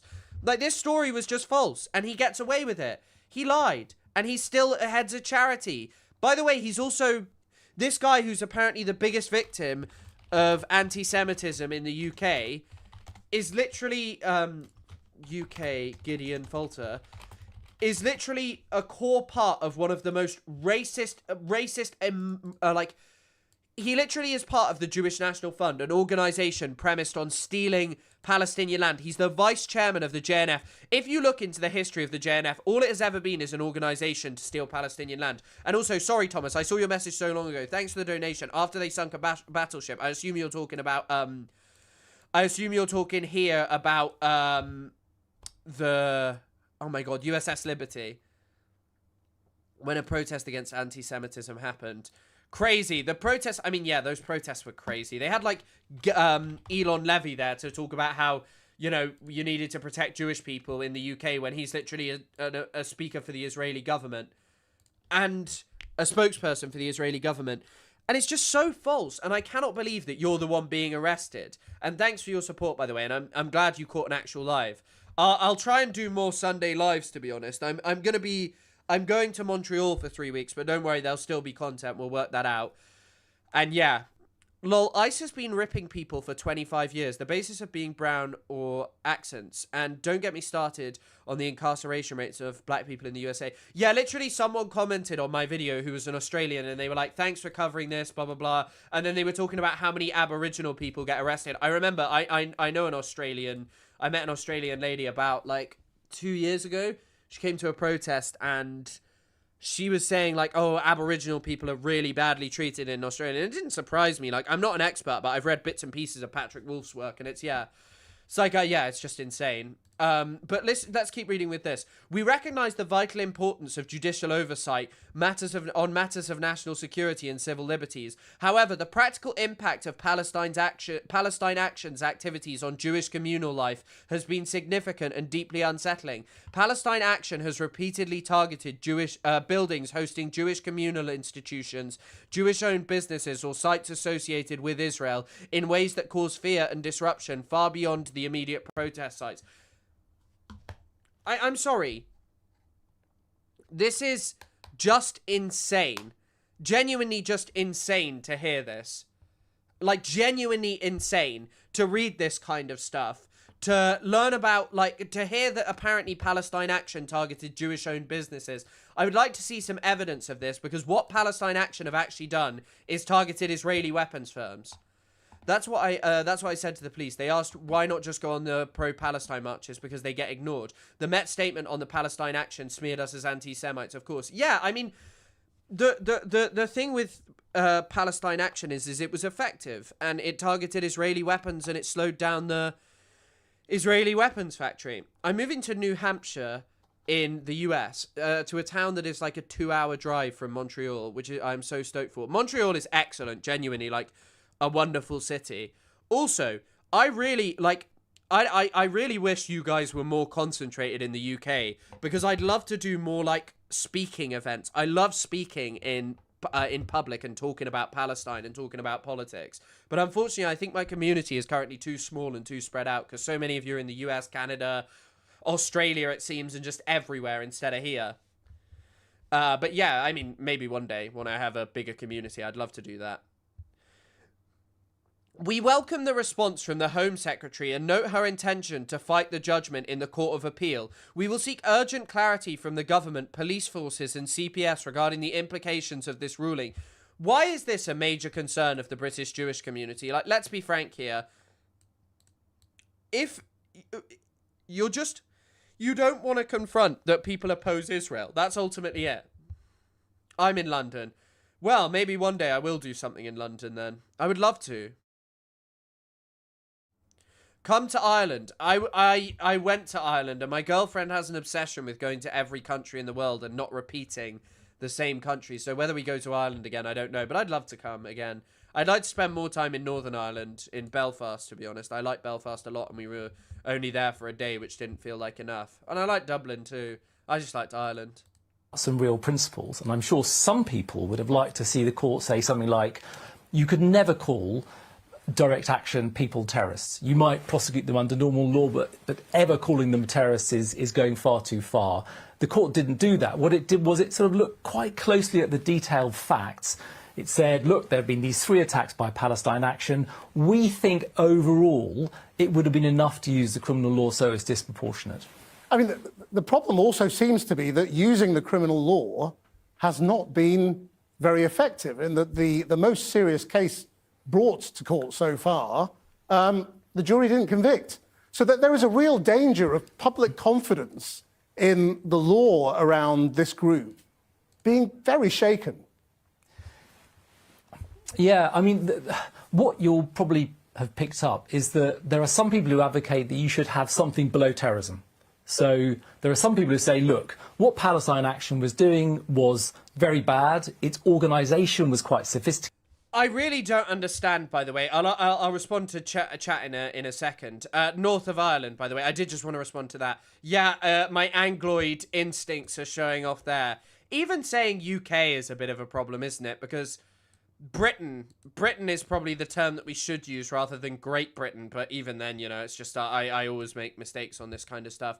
And if I do ever speak in Canada, I would let you know. I'd love to speak in Montreal. I love Montreal. Like, Montreal's a place that Montreal, for all of the probable failures of the government that I'm not as aware of because I don't live there, what I will say is that, like, Montreal to live in is just so much more livable than the UK and so much more enjoyable. Yeah, I mean, that's actually definitely fair. Only fact about returning and crossing. I'm never going to America, by the way. Not under Trump, and probably not under what comes next, for fear of them asking to go through my phone, because I doubt all of that stuff will be removed. Yeah, what's so great about Britain? It was training, it had fundraising, as I've already mentioned. So you had to do something. I like, by the way, how he's just like, they're bad because they have training and fundraising and because they do illegal things. And it's like, what I would say is war crimes are ultimately worse than doing illegal things. But I don't know. Maybe I'm just too stupid. When are you moving to Canada? I don't know, mate. I don't know when I do that. Because normal laws weren't working, but terrorism was too high. King Alex I. Actually, I'll tell you a crazy story. Well, Montreal is run by the mafia, but they do an okay job. I have heard that, but there are so many potholes there. When I was there, I saw some guy drive into a fucking sinkhole. Like, it was like late at night, and I didn't want to run over because I was worried I'd slip, but they were like driving really near this hole that I knew was there, and they just fell down, and it went like, their car just went high. So there are some people who argue that you should use sort of intermediary law, which you might call extremism. I mean, from my own perspective, I think that is a bit of a slippery slope. And if you can deal with something as terrorism, you should, because people have tried to define extremism and they've always failed. It's very, very difficult indeed. So, but there is a plausible argument that you need a sort of a different tier of law to deal with this sort of violent protest group that doesn't go as far as terrorism. Jonathan Hall, thank you very much indeed for joining us. Oh, it's been a long road. I'm gonna watch some other stuff. It might actually be worth watching that though. But yeah, I mean, talking about like political moments that invigorate me. I on Friday, oh my god, I felt like it was kind of annoying that I had the podcast on Friday. I enjoyed the podcast on Friday. I was really looking forward to it, and yeah, it was good. And I think you guys are gonna like it. There's some interesting stuff. And talking to Daniel, someone who's like, I'm sure some people will be like, oh, he's way too into electoralism. But I wouldn't dismiss the dig, is all I'll say, because of the expertise and stuff that's in there. And I really enjoyed our conversation, and I felt like I learnt a lot. And it was interesting, by the way, to speak to someone who's like, you should, I would vote for Kamala, but also I think that the Democrats fail entirely. That is a way more interesting person to speak to than hearing the opinion of people who screech that Hassan has to vote and pledge fealty to fucking Gavin Newsom because he is this. And they don't say that they actually say that the Democrats need to be more right-wing. But yeah, it was an interesting one. Oh, sorry, I've dropped my thing. What's Thomas recovering from? Bless his snout. Whose snout? Whose snout? And yeah, that guy is a sick fuck if you're talking about that guy. He seems like a right prick. Let's hear what Zach Polanski has to say. The loony lad. Press release today. You talk about a big brother. By the way, just to note, this guy on the right had Peter Mandelson as the best man at his wedding. Britain. I'm assuming that you're talking about George Orwell's Oppressive State rather than the telly programme. Isn't this going over the top a bit? I mean, this is not a country where people get thrown in jail for things, as they say. It is at least not very ridiculous. often. Well, I think we're spiralling down that road. First of all, we saw 2,700 people put potentially in prison, some of them waiting trials, a lot of them for holding up signs saying, I oppose a genocide. We have seen a genocide happen in Israel now for the last couple of years. No, that's not the signs that they're being arrested for. It is signs which say things like from the river to the sea, signs which imply elimination of the Israel... Are you kidding? By the way, he's wrong. That's not the sign. They're in trouble for holding up signs that say, I oppose genocide. I support Palestine action. That's what they're in trouble for. And it's just like insane. It's just insane that this guy doesn't even know that. Hold on. Ubil fucked about it. Thomas, what does that mean? Thanks for the donation, but what does that mean? Of the state of Israel, which are, at some sense, anti-Semitic and intimidating. Well, as a Jewish person, I don't find that anti-Semitic. And in fact, Benjamin Netanyahu himself has used that phrase. By the way, also, on a day like today, where I didn't actually have a chance to look into this because I was just bad at prepping today. I think I'm a little tired. I'll be back on it tomorrow. Israel has basically legalized a huge annexation of the West Bank today. And we spoke about it the other day, to be fair, like how Israel was engaging in these new policies to start demolitions in different areas. It's taking the Ibrahimi Mosque and all of these things. It's just like, it's just mental to talk about this kind of stuff, to talk about like how apparently from the river to the sea is problematic. The US needs an actual third party that's left-wing and democratic. Yeah, unfortunately they may end up like the UK with 1 billion parties though, which is just like, oh my fucking god. And I guess that also might be the emergence of the Mecca Hitler party led by Peter Thiel and Grok and Elon Musk. But even then, you know, the Greens might win a major election, the Gorton and Denton by-election, which remains to be seen. And if they do, I'd be happy. I don't think they're perfect, but the lady who's running there, Hannah, what's her name? Hannah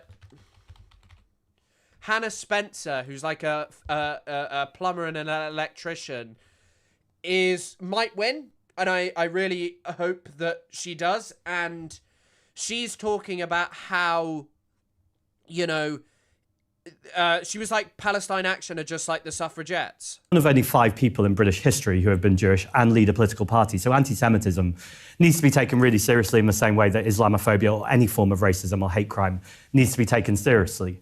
But criticism of the Israeli government, I would say, is a moral responsibility when we're seeing what they are doing to innocent people day in, day out. And our government is not just complicit in that, they are actively enabling it. So for people who are protesting against a genocide, I would say those people are actual patriots of this country who are saying, let's have a world where we make sure we're standing for human rights. It's not just Palestine Action, though, by the way. We've seen authoritarianism over the Prime Minister wanting mandatory ID cards. We've seen the authoritarianism of scrapping jury trials.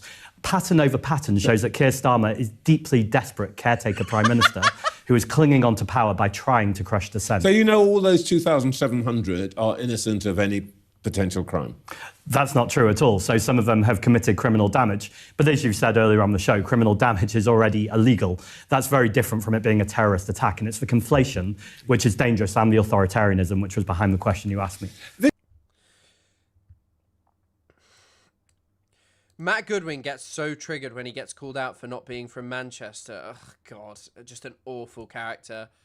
I support him. I like some douchey people too, just got to be honest. Who are you talking about that's douchey? I don't know. California Governor Green Party candidate is Dr. Butch Ware. Don't know that person. And, like, Polanski obviously has to say that, right? But it's very clear that he's, like, pushing it down. Oh my God, also, by the way, so this is Home Secretary Yvette Cooper talking about the Palestine Action thing. Watch this. By the way, Laura Kussenberg is someone who was, as James Schneider points out. So this is Laura Kussenberg, Kuensberg, sorry, I always thought it was Kussenberg, it's Kuensberg, who amplified the Iran-funded smear on Palestine Action, briefed by the Home Office press Yvette Cooper over her decision that saw an octogenarian, an 80-year-old Anglican priest and 2,000 other peaceful protesters arrested under terrorism laws. This Iran stuff is so insane. They do this everywhere. These Western politicians will literally deny people in places like Bahrain to protest because they fucking love the authoritarian government there, and they'll go, actually, we saw a lot of Iran-backed funding. I think Obama even did this when there were big protests. He was like, they're Iran-backed. Like, put frankly, do you honestly think Iran is going to be majorly funding Palestine Action? Like, most people in Kuensberg, sorry, excuse me, it is Kuensberg. Most of the people in Palestine Action are going to be left-wing Democrats. Do you honestly think that that is, like, the base of people who are going to really be supporting an Islamic theocracy? Like, a government based on guardianship? Is it, what is it? Velayati Faqih. Guardianship of the, what is it? Guardianship of the faith. Guardianship of the faith? Guardianship of the faith? Guardianship of the Islamic jurist. Sorry. Those who's been arrested, 83-year-old Church of England priest Sue Parfitt. She's been charged under the Terrorism Act for holding a placard up supporting Palestine Action. We spoke to her yesterday and she has a message for you. I do not consider myself a terrorist. It is quite ludicrous to consider that I am. I'm an Anglican priest and I have worked for peace and justice all my life. This is not what terrorism is. We know what terrorism is. It is people like Al-Qaeda and people who have done terrible acts against communities. You got this wrong, didn't you? Well, the Home Secretary, Shabana Mahmood, has looked at this and been very clear. She disagrees with the judgment and is appealing against it. So they didn't just get it wrong. They got it right for what they wanted, which was to crack down on Palestine-related activism. So sorry, you're talking... Chris, you're the only person I've ever heard to bring up Bahrain. Lol, like, nobody is aware of how repressive they are, but America be like, who, lol? I mean, yeah, Bahrain is basically just the Saudi playground. What they did there was grotesque. And, like, once again, Bahrainis literally just wanted democracy. Like, that's all they wanted. And they were denied that by the UAE, Saudi Arabia, and we didn't give a shit. Like, we don't give a shit. And that's why I balk at these people who tell us over and over again how we need to respect and want democracy in Iran. They don't want it anywhere. They will never let indigenous-led movements in the Middle East choose for themselves what they will be governed by, because so many of them will upset the status quo of unlimited support to Israel or, you know, only criticizing Israel a bit. If you have a democratic government in a place like Egypt, there will start being protests who end up pushing that government to be more pro-Palestine because they have to allow dissent, and so it is much better to rule it with some authoritarian piece of shit who will uphold Western supremacy. And this is absolute cinema. You are correct. They banned this intentionally. Yes, so in Bahrain had a majority population of Shia, but they actually, this is not even a conspiracy. In Bahrain, they did like a replacement where they brought in tons of Sunnis who were predominantly from South Asia, like Bangladesh and stuff, and they constantly propagandize against Shias to them, and most of them have never even met a Shia, because Shias basically are dangerous to Saudi Arabia, because Saudi Arabia has a big Shia population close to its border. They're always the most likely to protest in Saudi Arabia. So a democracy in Bahrain that is actually Shia-led, that is for the benefit of every Bahraini citizen, is a major threat to, you know, Saudi Arabia and its people and its like allies in the region. And also, in my understanding, Bahrain is like a place that Saudis go as a little fucking playground where you can get like a prostitute and drink. Look, I'm not going to cut across that, but let me just say this, that the advice that I had, and I suspect the advice that Shabana will have had as well, was very clearly about the risks around violence, around violent threats and around public safety as well. And I think when you're faced with that advice as a Home Secretary, you have to take it immensely seriously. We had strong advice around prescription and those powers being needed in order to make sure that we could deal with violent threats. And also this was obviously passed through Parliament as well. I mean, it's so obvious how bullshit all of this is. Is most UK media pro-Israel like more of American legacy media? I mean, there's an interesting thing especially for Australians, right? In the context of Sky News Australia, that is like, we worship Israel. In the context of, you know, I don't know, Sky News here, it's not so unequivocally. Most of them just still engage, unfortunately, with the pro-Israel stuff of talking about the Hamas-run health ministry.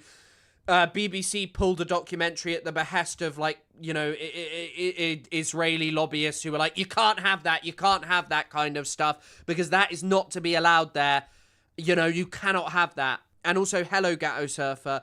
But you kind of see a mixture. Legacy, like some like Channel 4 do better reporting, but then they also do bad reporting. In fact, Channel 4 just aired, in my understanding, what is actually a pretty good documentary about Palestine action. That isn't perfect, but it's better than you'd get out of most institutions. But yeah, I mean, it's a mixed bag, but I'd say overall pro-Israel, or unwilling to confront seriously, you know, what Israel is as like an entity which is just totally something that we should be nowhere near and have no relationship with.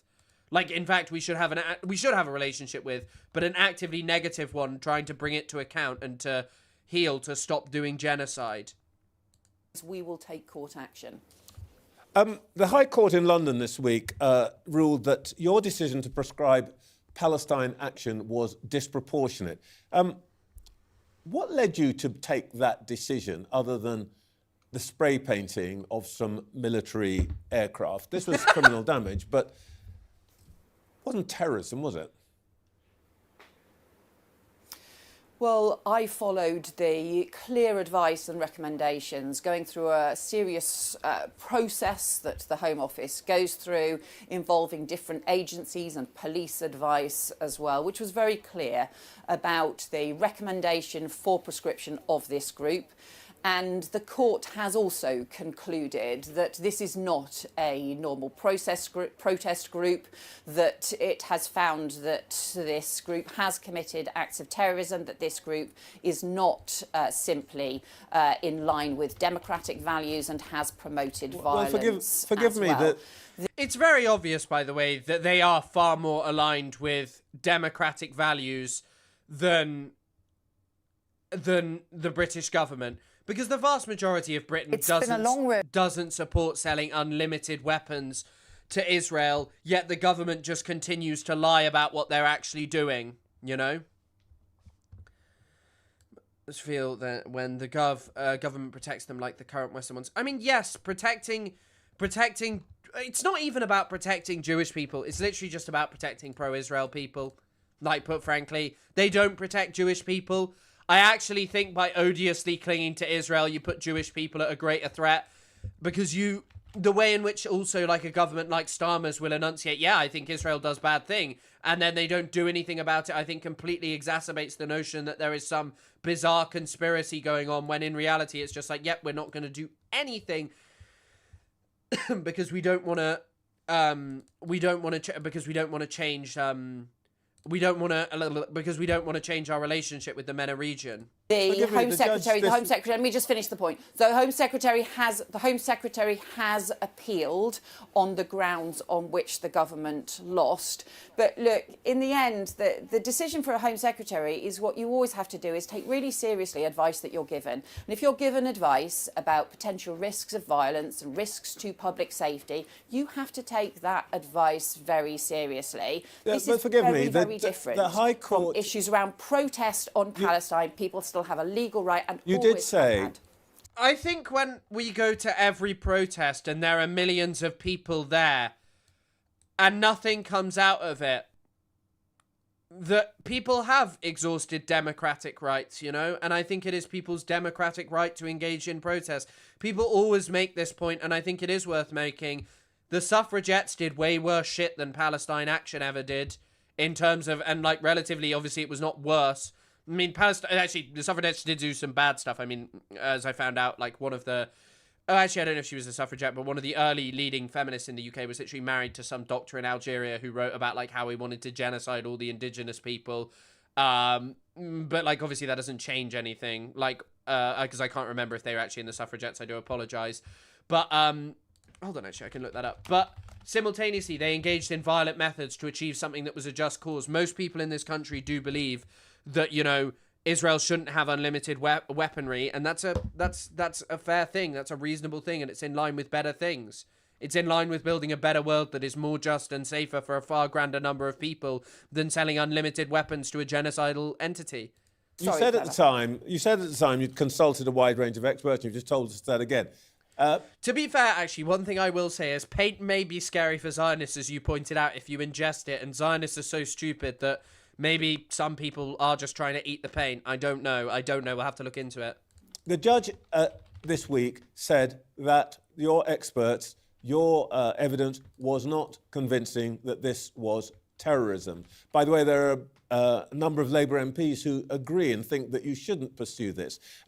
What evidence did you actually have that this was terrorism, as opposed to, if you like, the standard criminal damage or inconvenience or other kinds of offences which don't get into the cross the threshold into terrorism?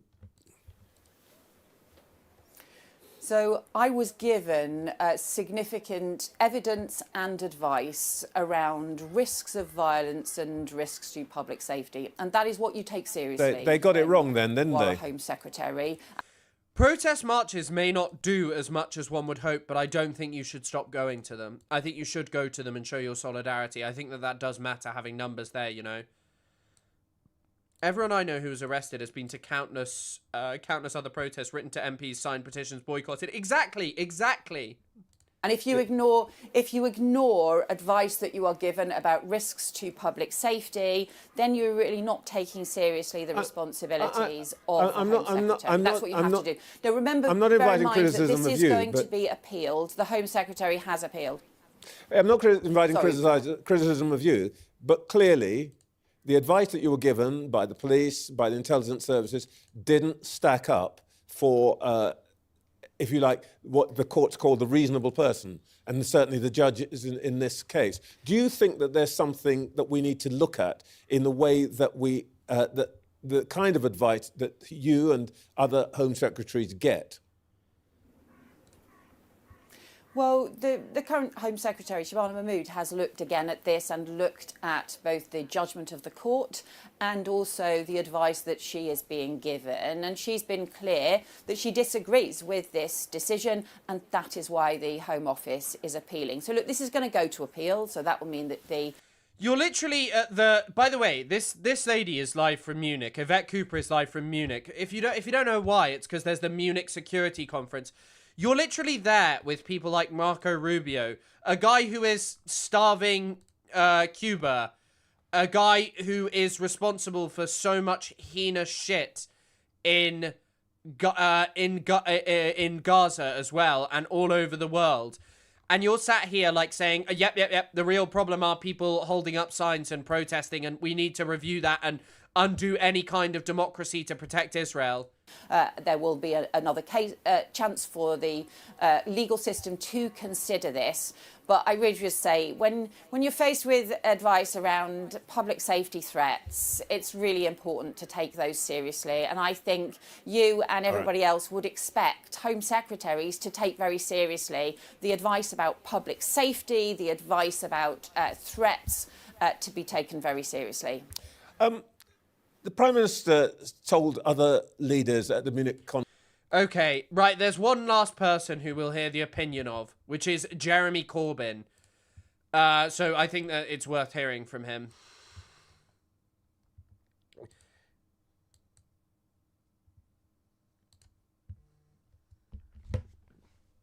Sorry, Isaac is texting me. Yes.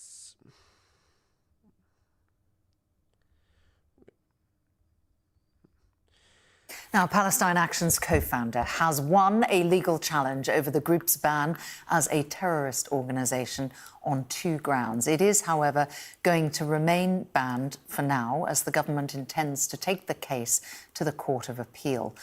There's no such thing as public safety in Palestine because they're all evil militants who Hamas has tricked into hating Israel. So British government doesn't have to worry about them. Thank you for your time and concern. Well, Huda Amori launched the challenge after the former Home Secretary Yvette Cooper's decision to proscribe the group, which came into force in July last year. Well, joining me now is Jeremy Corbyn, leader of your party. Mr. Corbyn, very good afternoon to you. You're hailing this as an enormous victory. Yes, it is, because the appeal that was launched by Huda has been successful. The court has decided that Palestine Action is not a terrorist organisation, but is a organisation that takes peaceful direct action, and therefore the decision of Parliament to prescribe it has been deemed to be unlawful by the court. And so, by the way, just also so painfully obvious that this was always insane. Like sitting there and designating Palestine Action, just bizarre to me. I think we should recognise that the court has taken what, in my view, is a sensible decision and asked that the ban be lifted. That surely is a good thing to do. We need to acknowledge, though, that it was found unlawful on 2 grounds, one of which was disproportionality, which referred to the fact that the group's activities did not have the persistence or the scale as warranting a terror prescription. That's not the same as being totally exonerated of those activities.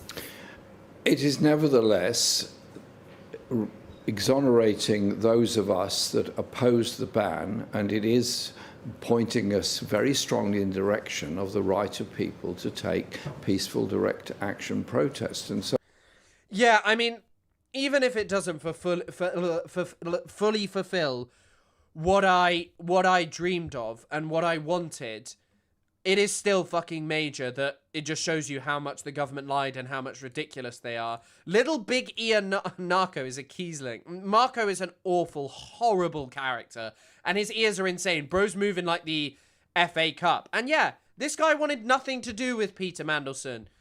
Keir Starmer wants everything to do with Peter Mandelson. That's the truth of it. Jeremy Corbyn smelled out Peter Mandelson because Peter Mandelson is not left-wing. He is an immoral, right-wing man whose only interest his entire life has been making money and hanging out with one of the most powerful pedos in the world, Jeffrey Epstein. So, yes, that has put the nuances in there, but the overall decision is that.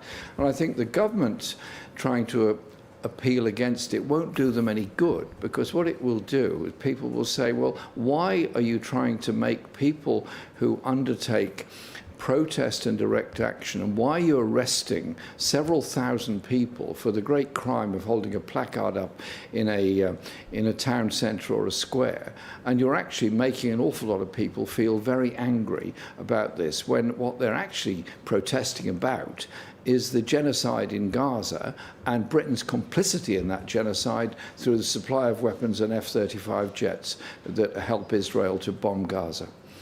By the way, I didn't steal it. I saw. I thought you'd heard mine. Lugsy Malone Rubio has a head that looks like FA Cup.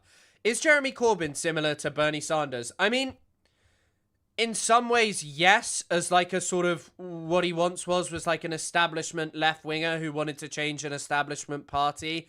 He was closer to power than Bernie Sanders has ever been. But what their fundamental difference is Bernie Sanders is just quite bad on fucking foreign policy. Like, not just like pre-Gaza as well. He referred to Chavez as a dictator. Chavez was not a dictator. It's not true. And so, and on Gaza, and on Palestine, the two are immeasurably different. I think, Corbyn is someone who genuinely is understanding and appreciative of, Palestinians and who they are and what they do, whereas Bernie Sanders is just, don't kill people with American money, which, is hey, I'd like, that's, a nice position, but could you, as, a left-winger speak a bit differently and offer something a bit different, But, Corbyn didn't get to power, and Sanders is just, yeah. I can see, after talking to Daniel, I can kind of see why people are oh, well, Sanders and the block the bomb stuff, that is a way to stop Israel, and I do appreciate that, but I think it's hard to convince a younger generation of leftists to get behind any of that, and that is something that people need to take into account as they rise up if they aren't unequivocally against Israel, because people now recognize what Israel is. And blocking the bombs is just something that's, insane. Chavez stole the 2020 elections. I'm not sure... Oh, you are joking. Chavez stole the 2020 elections from beyond the grave. I also keep clicking because I'm highlighting stuff. I keep clicking off my stream. But no, and by the way, the Your Party stuff is a mess, which is really shocking and just unfortunate because there was a real moment and a time for it that I think he's missed. I'm wondering what you think is going to happen with those who have already got charges under this legislation, whether you think that they will be quashed. I understand, I don't know if it's still the case, but one of your constituents is in prison for the vandalism on the military equipment at Bryce Norton? Logically, they should at the very least be released on bail immediately, and clearly an application would need to be made to the court in that case of the Bryce Norton protesters, and I would imagine it will be. I don't know, I haven't spoken to any of them today as yet.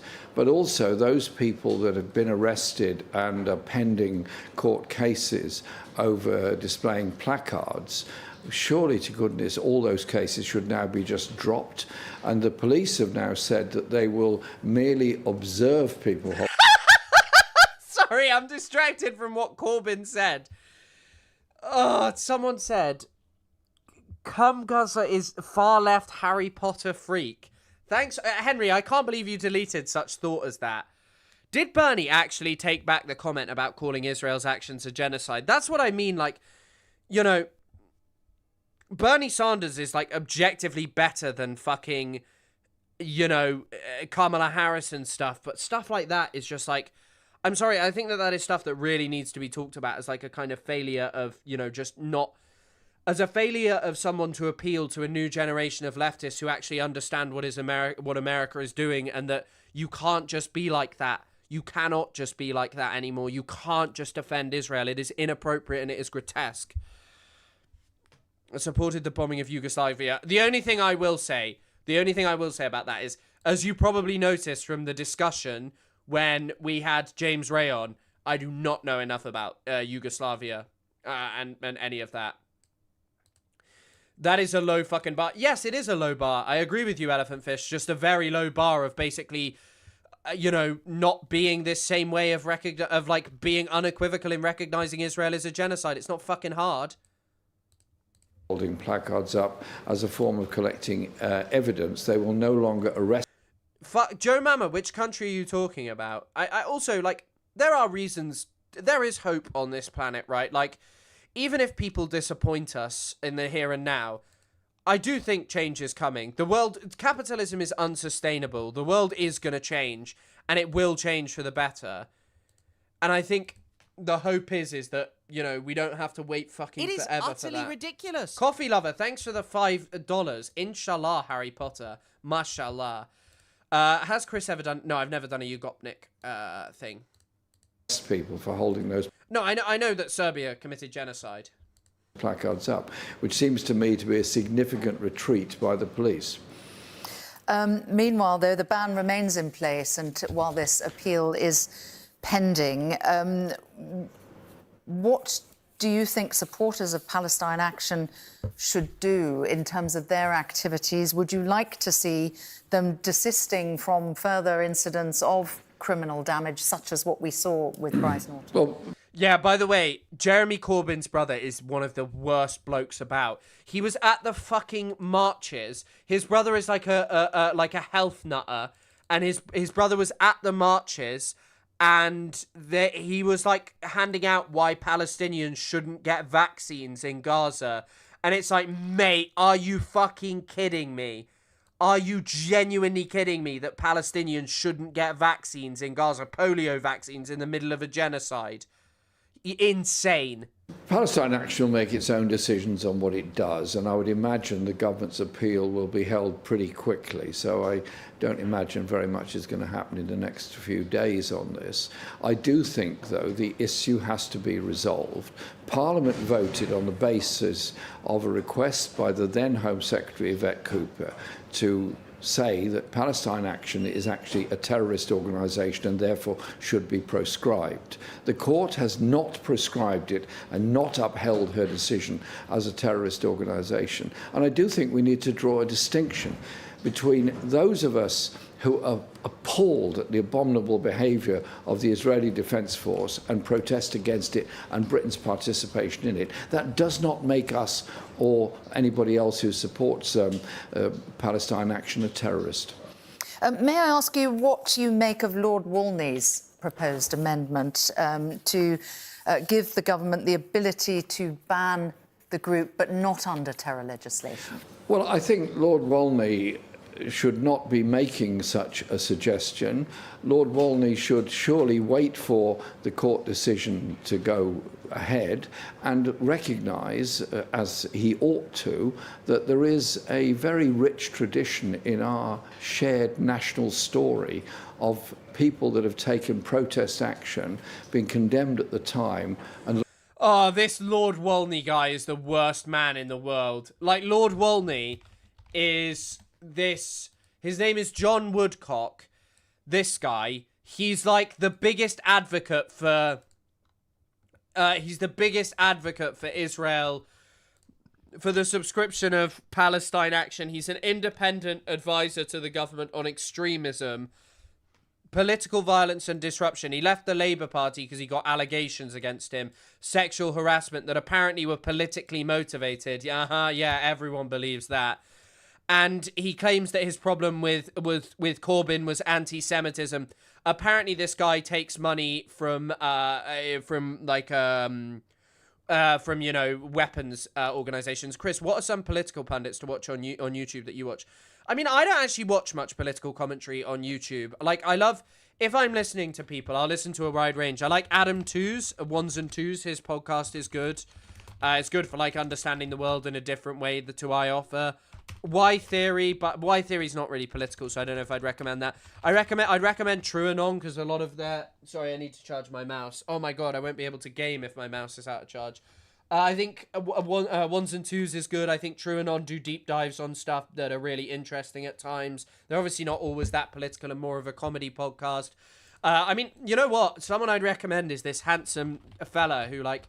I'm not going to lie, I kind of been trying to message him and get up in his DMs. By the way, actually, I have something to tell you. You guys were all like, oh, can you text Isaac? There's a reason I hate texting Isaac. Isaac sends me this constantly. He did it at first by accident. I don't know if you can you see this? Wait, I think you can see it. I think you can see it. Look, he keeps sending me this emoji, and I don't know what it is. And I don't know why he sent it to me. And he said, tell the chat I'm flirting with you. So he's a difficult guy to know. I haven't, he's sending me stuff. But yeah, I'd recommend 1s and 2s if you're interested in stuff. Truanon. You know what, like, I think for some, like, a decent amount of his political, like, his videos about politics are good. And he does, like, interesting stuff about like, some stuff. I just don't know if I always agree with everything he says about everything. Like, but Bad Empanada, I think, does good videos, and, like, you can watch them if you want. But yeah, Lonerbox Destiny and Nux Taku are who I watch. But yeah, there's many different people that you can watch and check out, and those are some I'd recommend. Yeah. No Mark Veens. I don't know Mark Veens. I don't know. Later exonerate. I'd also, by the way, recommend the Dig. I know we had him on this episode, but, like, the Dig on it's the Dig podcast is really good because, like, if you wanna, they have, like, a website where you can just listen to it. One of the Thaura is genuinely, and I will never stop recommending this. This is done with one of the greatest Palestinian historians. It's like 19 parts. Some of these I still go back to. Genocide and Resistance. I love Abdul Razak Takriti. I think he's a fantastic historian of the Middle East. After all, the suffragettes ended up appearing on postage stamps and banknotes, even though they were condemned as terrorists at the time. Can I ask you, while we have you, the Prime Minister, is he fit to hold that role? I think his uncertainty in all his decision-making, the appointment of Mandelson, and then the question marks over the Palantir contract and Mandelson's involvement in it. I'm very surprised that he's still there in office, but that is largely up to the Parliamentary Labour Party. By the way, we'll end this because he's now talking about Mandelson. And we'll finish this section. Segment. It's just generally on this stuff.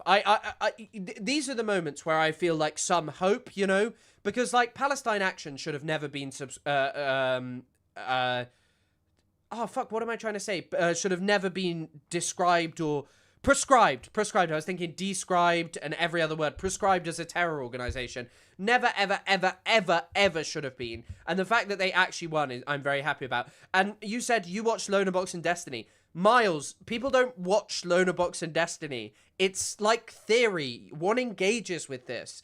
They do the theory. I do the praxis. But no, of course I do not watch. Of course I do not watch these people. No, I don't really like. My engagement with them is totally limited. Obviously, I've spoken to Lonerbox. I would never speak to Destiny, obviously, because, like, I know I wouldn't be platforming him, but the allegations against him are repugnant, and no one should be engaging with that guy. But yeah. No, don't worry about the joke. Prescribed, I know, thank you, Bad Lefty. It just should have never happened.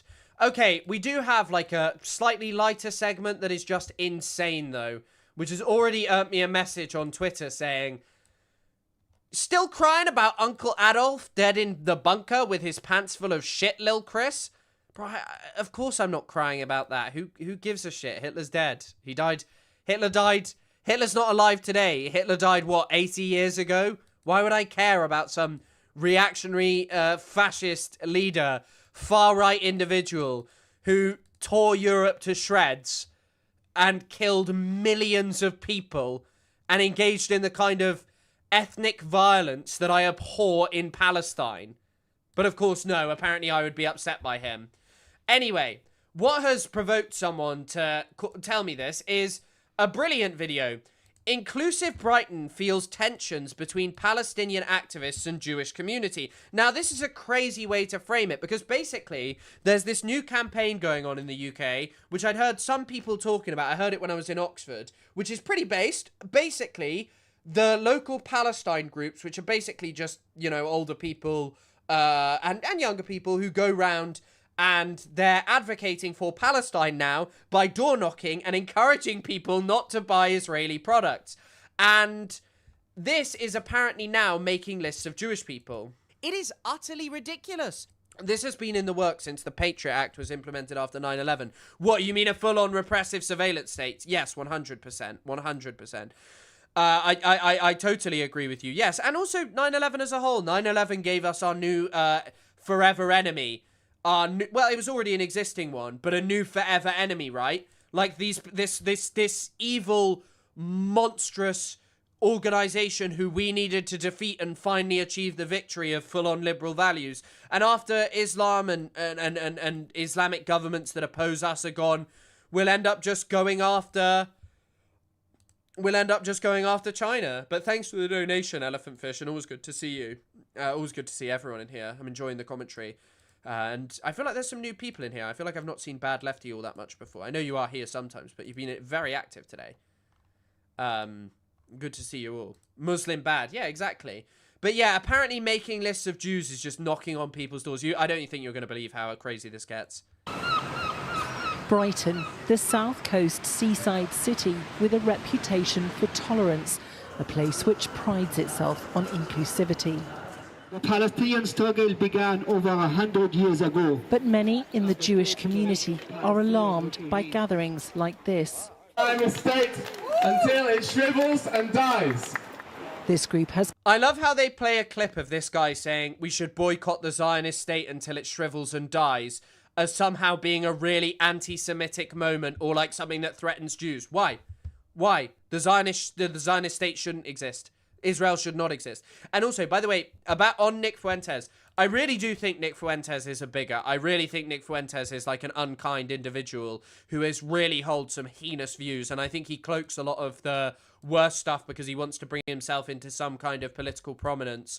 And he does at least today, like from what he used to say. I think some of the stuff on Epstein where he's like bigging up Epstein, it's just to actually clip farm and make himself bigger. Because, you know, and I don't think he actually cares about Palestine, because there's a really famous clip of Nick Fuentes where he's on, well, it's not actually really famous, but it's a really important one. He's on the Just Pearly Things podcast, and he says, he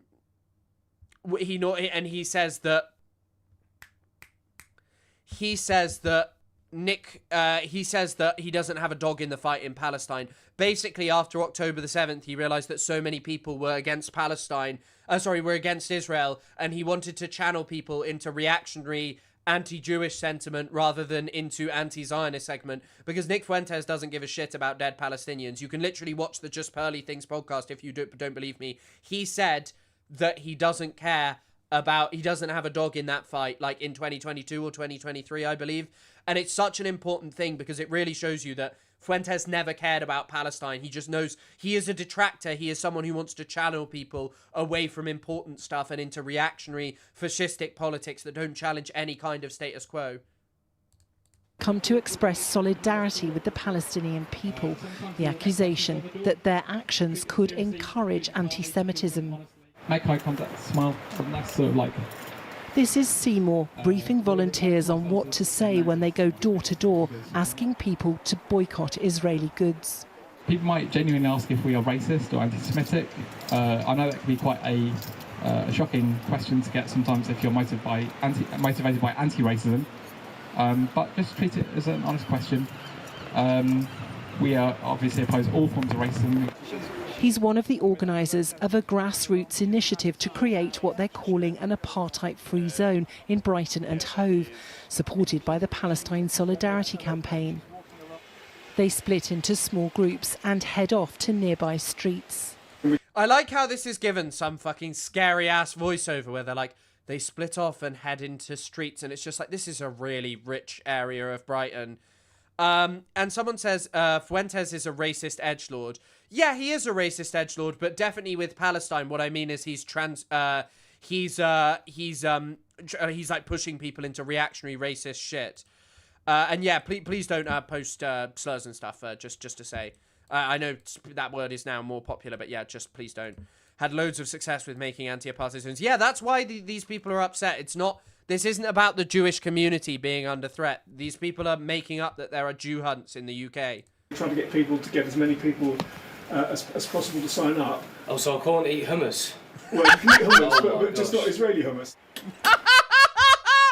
This guy's concern is he can't have his treats. He can't He can't have hummus, but when he finds out he can have the Palestinian hummus, mashallah, this guy will be a supporter of the Palestinian cause. The group says its aim is to put economic pressure on Israel. This is a local campaign in Brighton to boycott, divest and sanction against Israel because of the treatment of Palestinians. But they stand accused of sowing division. Are you anti-Semitic? No, we're anti-racist. Anti-Zionist? Yeah, sure. You're anti-Zionist? Yeah, because the Zionist ideology is an apartheid ideology in our view. But can you understand why people would be uncomfortable if they dispute that view of you going door to door? Well, I mean, people might feel uncomfortable, I suppose, but it's only a one-on-one conversation. We're very polite on the door. If someone who's Jewish opens the door, that's going to be uncomfortable for them, isn't it? Oh, we don't think so. It's no different from the actions of a political party like the Conservative Party or the Labour Party, who also go door to door and ask people how they feel. Following the door. I love how he's just some soft-spoken guy who's like being quite nice about all of this and is like, oh, you know, if you get asked about anti-Semitism, you know, just treat it seriously and with weight and stuff. And it's just like, this is clearly not someone on a Jew hunt, but reactionary Zionists will tell you otherwise. When did I start realizing the lies of Israel? When I was like 19 and I first read a book about Israel. That's like it. 16, 17, and I first read a book about Israel on Palestine, and I was like, how can this be true? And yet I don't know anything about it in my life. This is a gross injustice.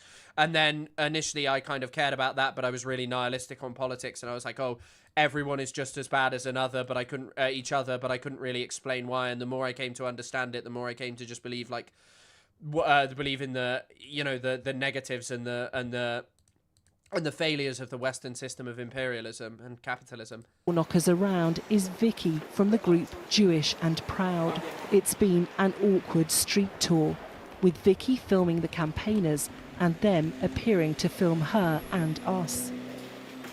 After an online promotion, she wanted to see the campaigning for herself. It makes me feel sick. Watching this soft-spoken guy go to people's doors and ask them about Israel makes me sick. Sick to my stomach. Why?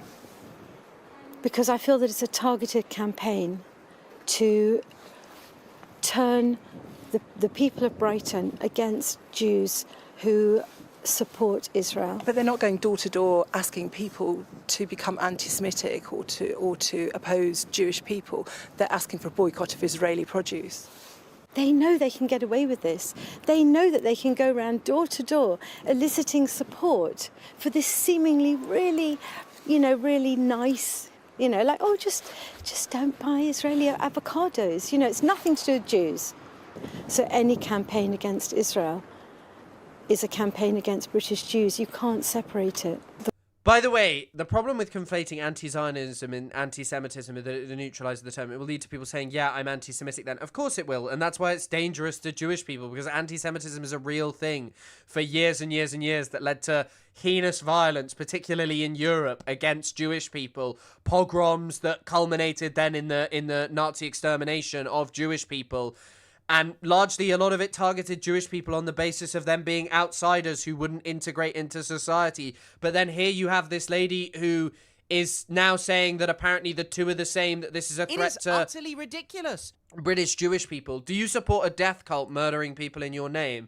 I mean, the thing about Israel as well is that it's not even just about, like, its mass murder spree in Gaza. It is that since its very inception, Israel has exterminated Palestinian people and taken their land and just genocided them. And these people are just like, well, Palestinians do violence too. And it's like, if you remove the violence from it, which you shouldn't, because obviously Palestinians are the far larger targets of violence, when it comes to Palestinians and what they're subjected to by the Israeli government, it extends so much beyond violence. That's the problem with these people's arguments, because, like, when it comes to when it comes to like Israel, you know, enacting apartheid and all these different laws on Palestinians, how the fuck do you think a Palestinian does that to an Israeli? It's not plausible. It's not even a real thing. But these people come and say this is actually really similar to what happened to Jewish people in the 20s and 30s and the 40s and the decades that came before that. And it's like, is it? Because what I seem to remember there is them saying they will not integrate. They are responsible for all of the issues. They have to go and, you know, we have to deal with them in some way. What do you think Israel is doing to Palestinians, exterminating them because they don't fit with their project of racial supremacy? And so many of Israel's most staunch supporters are right-wingers who perpetuate the same kind of rhetoric that was used against Jews, now against immigrants. The way I see it is that the modern face of anti-Semitism is anti-Zionism. It's a complex issue, but many in the Jewish community say they are feeling insecure and vulnerable. They've long lived behind tight security, synagogues, schools, community centres protected by high walls and toughened gates. But since the October the 7th attacks in 2023, many Jewish people believe theirs is a way of life under threat. Once again, like, I just want to reiterate, there is a fascist march going on in Manchester in a couple of weeks, in a week or so. These are people who go around British streets screaming about remigration. How do you think remigration works? Like, genuinely, what do you think remigration is? It's removing anyone who doesn't adhere to the standards of right-wing racists and their opinions about what constitutes being an English person, for having the right culture, being white maybe, although they'll say, no, it's about culture, not skin colour, but many of them will say otherwise. They are literally talking about removing people who have lived here for years. They will march through the streets and chant about that, but we won't see the feelings and thoughts of the Muslim communities, black communities in the areas that are affected in ways like this. Yet when it comes to Jewish people and people going around and, you know, engaging in just trying to get people to boycott Israeli products, we get a whole 6-minute piece about how the Jewish community are majorly under threat. At this Jewish centre in nearby Hove, fears over anti-Semitic attacks have led to plans for a pilot scheme for people to be able to report incidents face to face. The information will be shared with other bodies, including the police. I had an incident where a gentleman pointed at my Star of David and said, "You wear yours proudly." And then he touched his chest and he said, "I wear one too, but I keep it hidden." Fiona Sharp is helping to launch the pilot scheme.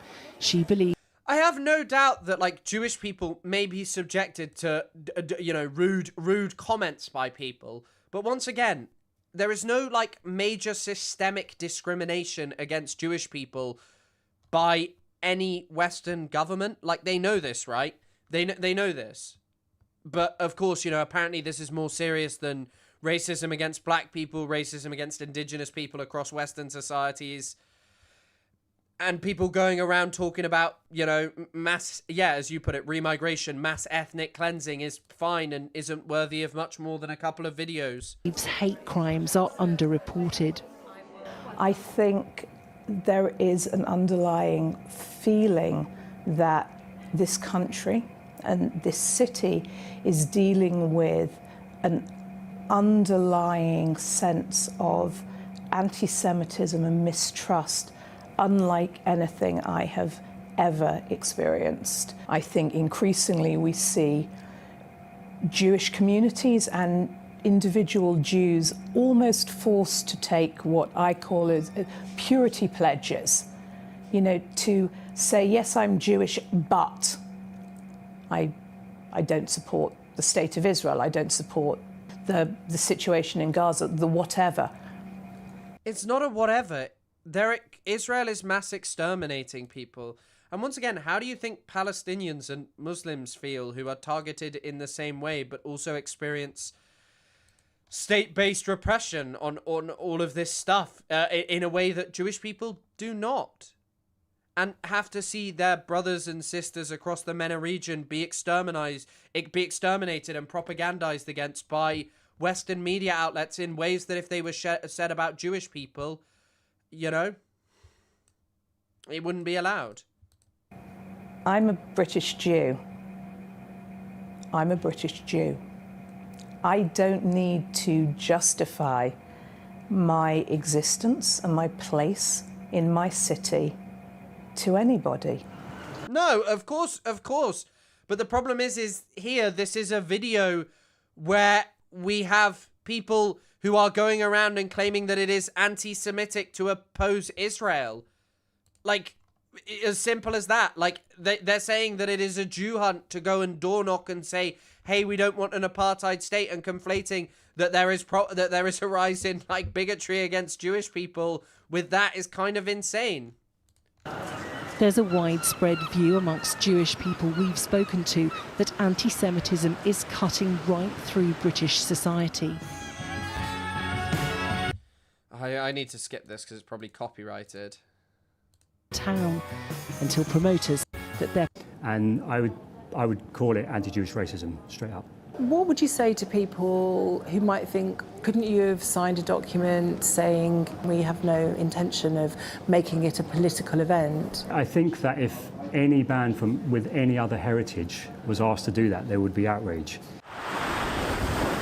Concerns echoed in Jewish communities around. I really want to know what went on with this, because obviously people aren't just going to be like, Jewish bands can't perform. I would really like to know what they did, what it is about this, like what it is about this guy, what he's been up to, whether it is just as simple as what he's claiming or whether he's just unequivocally pro-Israel. The country, many of whom question their place and future in Europe. Lisa Holland, Sky News, Brighton. I just want to see. I just want to see what this guy is. Hold on.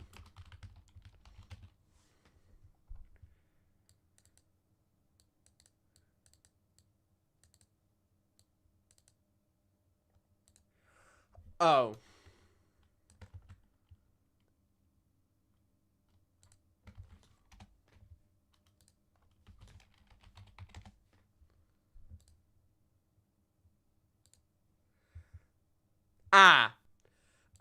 I can't show this, but the lead singer of that guy's band has, which I cannot show, and I'm not going to show on stream, even though it's art. The lead singer said, released a photo, which is just her carrying watermelons away from a watermelon field in a wheelbarrow. That is pretty interesting. Pretty interesting, to say the least. Doesn't really sound like he was just cancelled for being Jewish, as sort of was claimed there, but, you know, of course, yeah, there's, you wouldn't want to know the opinion of someone who had swastikas on their album, or maybe rats during a time of Jewish people being killed by, you know, a Nazi project. But don't worry, Heidi Bahram, who is the organizer of an amazing response campaign, which is to buy Israeli. So on Sundays, you have to do Israel Shopping Sunday, and you buy Israeli products. If you've ever had the joy, especially if you've never had the joy of tasting Israeli food before. By the way, their campaigns are so like motionless that they literally have to get Israel in the UK to come out and speak in favor of them. This lady is just like, she just goes around buying Israeli products, and that's her resistance. Look. In Morrison's in Brighton, and we're going to go buy some Israeli dates and... You know what? You buying up all the Israeli dates so people don't go and buy... Well, actually, no, I was going to say that might be good, but then I guess it shows them as selling, so yeah. Those are heaters, and they're in the sort of grapes and fresh cut fruits. It's amazing that the Zionist resistance is alive and well. Let's have a look at her opinions. She isn't Jewish, by the way. I am very worried about what's happening in Brighton and a couple of other areas as well, because Brighton, of course, prides itself on being open, tolerant, progressive, rainbow flags, loud declarations of inclusion, except, obviously, for Jews, because what's happening is that... By the way, this is the kind of stuff that's on this channel's. We are seeing the evidence. Jim Ratcliffe sparks outrage due to immigration comment.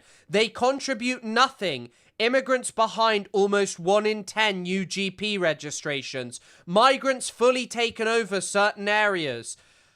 A lot come over and contribute. Colonized claims slammed. Like, sorry? This channel that's apparently concerned of the plight of British Jewish people and rising bigotry? What do you say? Like, what do you say to this stuff? This is obviously not someone who's concerned about bigotry. They're concerned about never-ending Western imperialism in the MENA region. And just bigotry, actual bigotry towards immigrants. Like, let's be real here. Who is more at risk of Heidi Bahram, a middle-class Jewish person, and a random immigrant in... She's not even Jewish, by the way. Her family is. Her husband's Jewish. Who is more at risk, though? Like, okay, a random immigrant or her? It's obvious what the answer is. There are not people like... A guy who marched through Exeter recently is called Nick Taccone. He's the leader of UKIP. Here's a photo of him just throwing a full-on Hitler salute. And here he says this is the Elon Musk dance. Look at this. Look at that. That's just like, this guy is roaming around British society, like having marches where they shout about remigration. But yeah, Talk TV tells us to be concerned about Jewish people. And yes, check your damn dates. No Israeli dates. So many of them are feeling increasingly uneasy about protests outside a synagogue, posters in cafes. Now, strangers, activists, in their high-vis jackets, looking all official, knocking doors, asking people to avoid products associated with Israel. Now, there have been bans, and well, there have been attempts for bans, and there have been all sorts of boycott and divestment, BDS, boycott, divestment ideas around for a long time. But this is a new level. And Heidi Bahram is an activist who I admire greatly, who has seen some of it actually happening. Heidi, you're very welcome to the programme again. Thanks for coming on. Can you just tell me what you've seen and what you've been protesting against? So on Saturday, I was there when they started their launch of their apartheid-free zone in Brighton. They did it in a park. They did it publicly, very proudly, talking about making sure the Zionist state shrivels and dies, using very violent language. I love how that's the problem. I love how that's the problem. That the Zionist state shrivels and dies. Why is that a problem? And then Sky News has on some guy who's lead singer of his band has a photo of watermelons being taken out of a field. Okay, bro. This lady isn't even Jewish. Here you go. Not Jewish. I was just standing there quietly, but I won't be bullied or let anti-Semites get away with it. As a non-Jew in a world where anti-Semitism is rising, this lady isn't even Jewish. I'm not Jewish, never interacted with Labour left voice.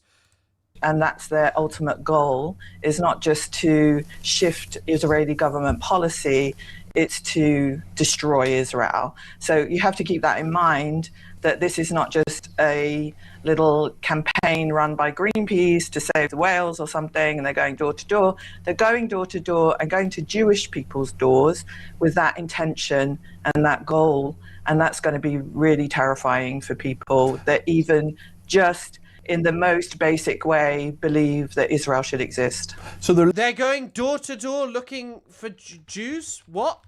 That's a bit of a jump. That's a real jump, in fact. Like, what? They're going door to door for Jews? Where's that happening? Where's that happening? How is that happening?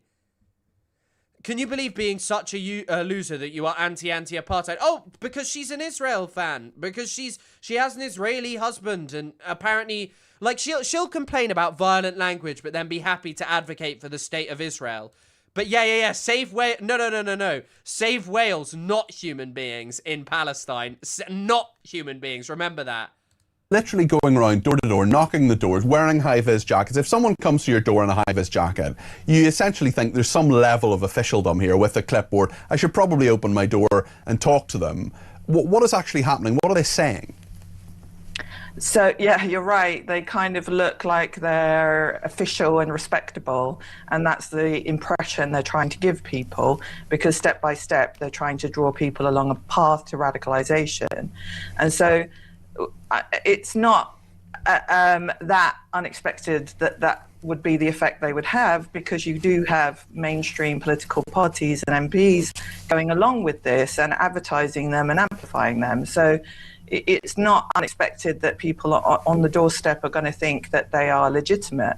And that is the ruse of what they're doing, is to take people with this tiny little action that they think is fine and then move them along to more sinister things like direct action. Amazing how they have to inflate it, how apparently it's like a major threat to Jews, but apparently the actual issue is that they're gonna get you involved in direct action. This lady is heartless. It's repugnant. It is repugnant.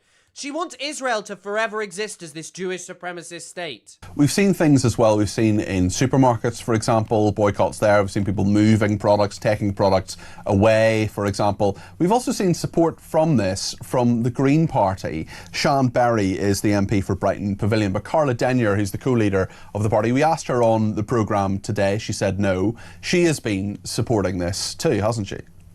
Yeah, I mean, the one in Brighton was inspired by a 2-year existing campaign in Bristol, and they have been going door to door to thousands of houses. They have thousands of sign-ups. They have 100 businesses, they claim. By the way, also, never ever forget that a lot of the way in which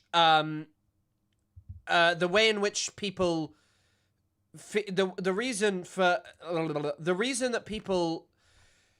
the reason that some of these people are also so upset, like Heidi Bakram, is because she knows outside of Twitter, where her tweets are promoted because they're pro-Israel and because social media algorithms work to promote this and don't suppress this kind of discussion, there is no motion for the crap she says. Because in most societies, the average person doesn't just unequivocally love Israel or actually buy into this notion that this is just a major, major threat to Jewish people, you know, because it's not. And Carla Denyer herself went door to door with them and endorsed them and said it was a wonderful thing. Now, that group in particular is really sinister because they objected to the ceasefire peace deal and on the grounds that it left Zionism intact. And then they also rejected the state of Palestine being recognized by the UK because it insisted that the Palestinians become non-violent. And actually part of that, the recognition deal was that Hamas is disarmed. So that's what they're directly referencing. So this is the kind of people that we're talking about, that mainstream politicians are aligning themselves with. And in Brighton, that area where they were going door to door is in the constituency, my constituency, of Sian Berry. Now, has your door been... By the way, here's this lady saying, most Brits don't think recognizing the state of Palestine will change the conflict. They're wrong. It will help Hamas. You are against even recognition of Palestine. Malta will recognize Palestine. Does anyone care what Malta thinks? Incredible how this one conflict in all the brutal wars in the world has captured attention. What a prick. What a prick. Knocked. Sorry? Has your door been knocked? Not yet. They went to an area that they thought was going to be very supportive of them. My area probably will be very supportive of them. There's all green placards up. Wait, how is it possible for you to live in an area where there are green placards if, like, Jewish people are being hunted on the street? I thought that Jewish people were being hunted. That doesn't really make sense. Up and down my street, and I think we're the only Jewish family on the street. But as they go deeper into more Jewish areas like Hove, then you're going to get more Jewish people being alarmed and worried. And we've seen the MP for Hove, Peter Kyle, who also happens to be the business secretary, saying that there should be an investigation into this, and that he's sounded the alarm on that, which we've got to give him, we've got to praise him for that. By the way, it is actually just unbelievable that anyone in any proximity to power actually says this stuff is normal. Not buying goods from an apartheid state is not an attack on Jewish people. Not eating an avocado is not an attack. It's people making whatever choice they can to help. Exactly, and encouraging people to make small choices like that is good. You know? Yeah, it's good. Clips that have got party leaders wrong. That's 2 clips that have got party leaders wrong. Corbyn is not leader of your party, and Carla Denyer is not leader of... she's no, they said she was deputy leader. She is deputy leader, right? Think. But what action do you think should... Actually, I don't think she is deputy leader of the Green Party, is she? ...be taken on this? Because as one of our viewers and listeners pointed out very wisely earlier on, says it's illegal to sell door to door, so surely it should be illegal to go around to tell people not to do things. I mean, if you put up a poster, or you say we're having this idea, which I think is a deeply flawed, horrible idea anyway, but actually calling at someone's door, telling them to do this, that is not just someone calling at your door, especially if you're a Jewish person, is it, Heidi? So sadly, the law is very weak on this, and actually because unregistered groups have a lot more ability to do this, and even charities. So, bro, I think talking people about Palestine is good. She was great in the hit film Monsters, Inc., to be fair. Yeah, you do have to give her credit from that. How do you endure watching all this Hasbara every day? Because I think part of it is just like showing the ridiculousness. To be honest, I am actually finding this comical that people make out that this is normal, that there is anyone in the world who thinks that this is like serious. This is actually, you know, when all of these right-wing channels pretend that like every grievance that women have, that like minorities have, are just made up. This is an entirely made up grievance, by the way. This is a grievance that pertains to an anxiety that comes from Israel existing as an apartheid state. It has nothing to do with the immutable characteristics of Jewish people at all. Not a single thing to do with Jewish people. It is entirely just based on a state that is, that is committing genocide, that is an apartheid state, that is crime, that is doing all of these things. And yes, it requires going, well, they're knocking door to door, but they're actually also specifically targeting Jewish people. It's mental. the only thing that is basically illegal is if they harass people on the doorstep, if they don't leave when you ask them to leave. So actually the regulatory system and the law does not protect Jews very well. And that we've seen across the board in lots of different ways. And that is a challenge for us because... I like how this guy's pretending to write down. He's definitely just like scribbling on a piece of paper, like drawing a picture. He's drawing a picture of the librarian from Monsters, Inc. They are presenting themselves as legitimate and they're getting a lot of support from politicians. And actually what we need is a universal condemnation of this. Even if you're pro-Palestinian, this crosses a line. You should not be harassing people in their homes. And they're clearly not harassing people. There are loads of videos that are like, what happens if someone tells you to leave? And they just go, we leave. Like, this is mental. This is genuinely, like, made up rubbish. This is just made up rubbish. Total insanity.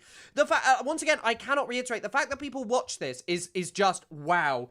It is unbelievable. The idea that someone that believes that Israel should be destroyed coming to my door when I had relatives murdered and kidnapped on October 7th is absolutely abhorrent to me. And so what? Because you had some relatives murdered on October, your husband's relatives, by the way, killed on October the 7th. That means that what? Everyone has to buy Israel's products, that they can't form their own opinions on a genocidal entity? What? You know, what is this all about? To think that they would be marking down that I disagree and having that data and having that information is absolutely terrifying. It is sinister. It's a sinister development. Tell me... Listen to this guy. It's a sinister development. Oh, Jesus Christ.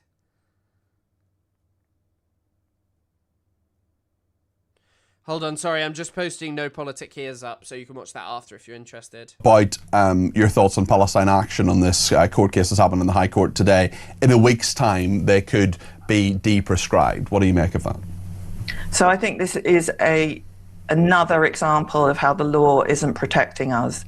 And not just the Jewish community, but the wider community, because Palestine Action were targeting an RAF base. And actually, when they do target Elbit Systems, they're targeting the UK defence industry. these aren't weapons that are going to Israel. These are weapons that are going to our own military and our own national security. So I think that's something that people don't actually realize. And so this result, which actually was really interesting because... Oh no, they're targeting weapons that don't go to Israel. Shut up. Genuinely shut up. People who are complicit in the genocide. Ugh. There's one final video I want to see of her. The fear that is running through the Jewish community at the moment is that... Look at this guy, immigrant, like #1 stoker of hatred against immigrants channel, GB News. Just this guy sat here going, I'm so sorry. I can't believe that Jewish people are going through this. These people are making a note of who isn't interested in their message. And so that's going into some kind of database, or they will claim that it's because they don't want to bother them again and they don't want to knock on their door, because they do go multiple times to knock on doors. And yeah, okay, that might be their plausible deniability, but given their wider aim of destroying Israel, it doesn't feel very comfortable to have these kinds of people knowing where you live. Like, my family had relatives murdered and kidnapped on October 7th. And these people's goals and aims line up with the people that murdered them. So I do not want to go to my door and see these... Just tell them to go away. They'll go away. ...people there asking me to make a purity pledge, in effect, in order to be left alone. A purity pledge, you can just say, leave me alone. They're not going to carry on. By the way, this insanity is spreading. Now in Sheffield, which is a part of Northern City in the UK, or someone who might be Northern might go, it's not up north, Sheffield. Not up north. You have an incredible video which has 500,000 views somehow. Are you taking record? You are Jew hunting from door... You are Jew hunting. Door to door. Are you taking records of the people that answer you in what you call an anti-Zionist way? Are you taking records of their addresses? Don't answer the question. I'm not answering any questions. Just go away. No. We're going to follow you around, and every door you knock on, we'll tell them you're Jew hunting. This is not the behavior of mentally stable people. This is not real. This is not serious. Like, listen to this. They're Jew hunting. They're out here on Jew hunts. They're asking people, don't buy Israeli products. But by the way, don't say every Israeli is supporting, every Jew supports Israel. But also, don't tell people to boycott Israeli products. That's the Jew hunt. No, we've got to abandon it. We're going to stop. You've got to stop? Yeah. Good. You should stop. You should be absolutely ashamed of yourself. I'm fine to be photographed. I'm not a Jew hater. Another one, Tom? No, I'm not. I'm not doing anything of the sort that you are doing. I'm only asking people to boycott Israeli goods. Okay, so you're actually... What? By the way, this is just like the Nazis. The Nazis were famous for moving out of the way of people's prams. What's your hat symbolise? My hat symbolises a melon. Watermelon. A watermelon in support of the Palestine people. Yeah. Look at Gaza. You're knocking on doors. Yeah. Asking people to show their support for Palestine. And if they don't? It's just once again like some nice old bloke who just wants to show solidarity with Palestine. We just go away and say you go sorry. Away. Do you take a note of the door? No. Well, we're taking note of doors that we've knocked on, but we don't put anything down. I see. So Just you're so we don't taking do a it note again. of doors you've No. knocked on. Only so and that the we don't ones do you it don't again. do it again, what kind of answers would they give that you don't knock on their door again? Some of them say yes, some of them say no, some of them say I'll think about it. And which doors don't you knock on? The Jews? Listen to this! This is mental! This is mental! Which doors don't you knock on? The Jews? Don't knock on their doors, do you? Just not at all what he said. Not at all what he said. Yep. Look at him. She's mad. She's being frame mogged. She's being hype mogged by hat mogged even. Accent mogged. Everything is going on here. Or the Jew supporting we do people. knock on every. Unlimited solidarity with Watermelon Hat Man. Yeah, and the ones who, and you're telling me that there are some doors you don't knock on again. Which doors are they? We don't knock on doors. So you record the ones that give you an answer that is against your politics, is that right? We record, we say no answer, or not interested, or supportive. So many people will probably say not interested. I mean, just like not like they take notes, because so if anyone who isn't interested in boycotting Israeli produce will say will be like, oh, only Jewish people are against that, right? So you're not interested ones then? Yeah. You're making a note of those addresses? Yeah. Yeah, that's exactly what you're doing. You are Jew hunting. No, we're saying that we you won't are go there Jew again. hunting. They're not Jews, most of them. Like, listen, he gives a very, very, very reasonable answer. Jew hunting. But, like, look, this man confirmed they were knocking doors and taking note of addresses not supportive of their anti-Jew leaflets. Like, this is not sane. This is not sane at all. This is the behavior of of people who live in entirely disconnected, very rich people who live disconnected from anything real. Watch this, by the way. This is apparently the violence. What are you doing? Look, this lady grabs one of them. Give it back. Give it back. Give it back. Why are you attacking me? Let go of me. She clearly grabs him. A body cam shot of the man in blue grabbing Lightning Lex sign which said no tolerance for Jew hate and ripping it up, then attack her. These men are convinced they are good men. Their violence barely below the surface and ready to go when challenged by two women. Imagine being a woman opening the door and voicing a view they didn't like. What happens then? Wood seats. Jew hunt. Sheffield. This is deranged politics. This is the politics of abnormal. This is not normal things. Give me those. Give me. What did you do? Wait. Look. This guy's on dark woke mode. She's just stolen those things. She's obviously. Give me those. Give me. What did Look at him. Give me those. Give me. What did you do? Oh, idiot! Oh. Hopefully this man can be identified and arrested. How dare he? Is turned off.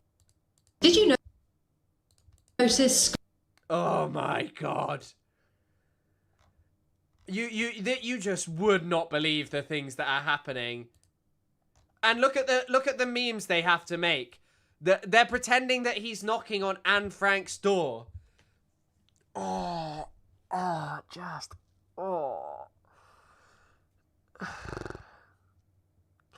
Critical solidarity with a guy who's doing good things.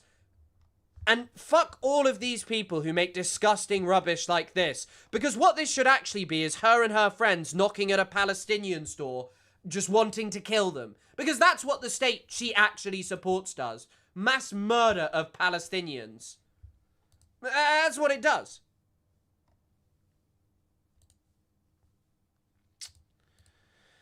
Ay. Just fucking so stupid.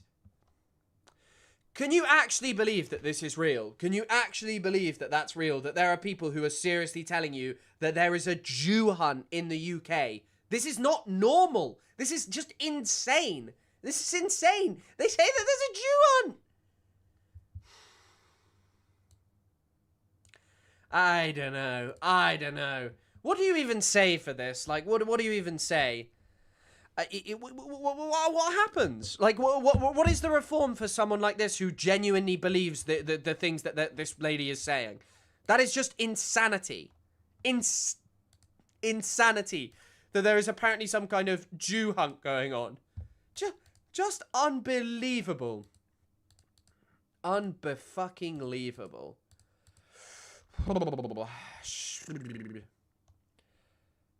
So far beyond normal. Yes, it is so far beyond normal. I don't know. Right, I was going to say... Hold on. Actually, 1 second, guys. I'll just check something with someone who I need to message. Well, Isaac. I don't know why I'm being secretive. Still...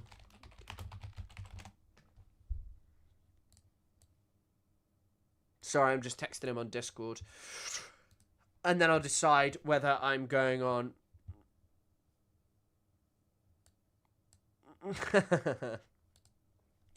I mean, just to me, having to watch like someone like this who's treated seriously, who's welcomed in on British media to talk about... who's welcome to talk about... Oh, for fuck's sake. Who's welcome to talk about as if she has some serious issues going on in her life. To basically sit there and complain about how, you know, about how people are asking Israeli products to be boycotted. As if it's some kind of major issue that, like, all Jewish people are going through. Is just unbelievable.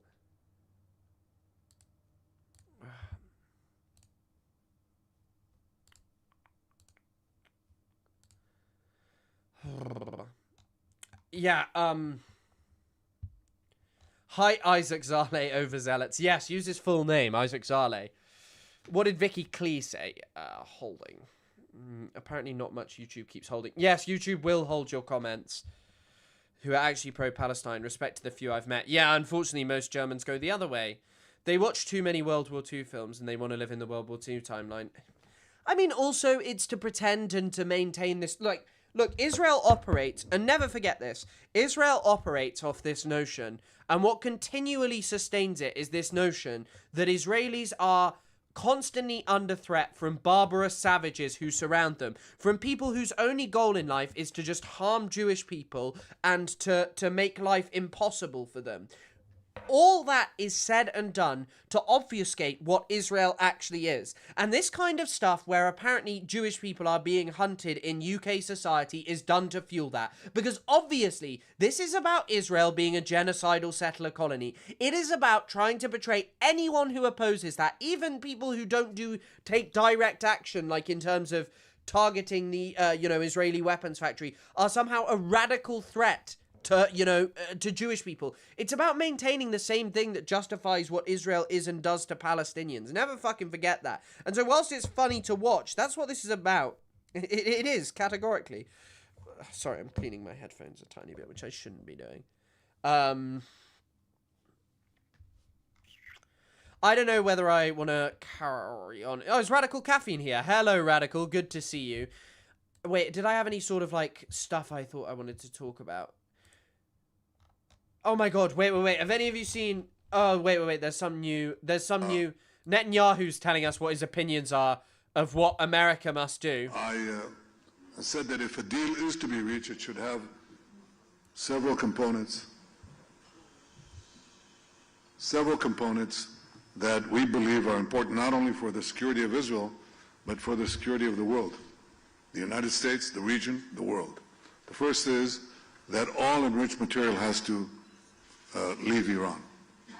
The second is that there shall be no enrichment capability, not stopping the enrichment process, but dismantle the...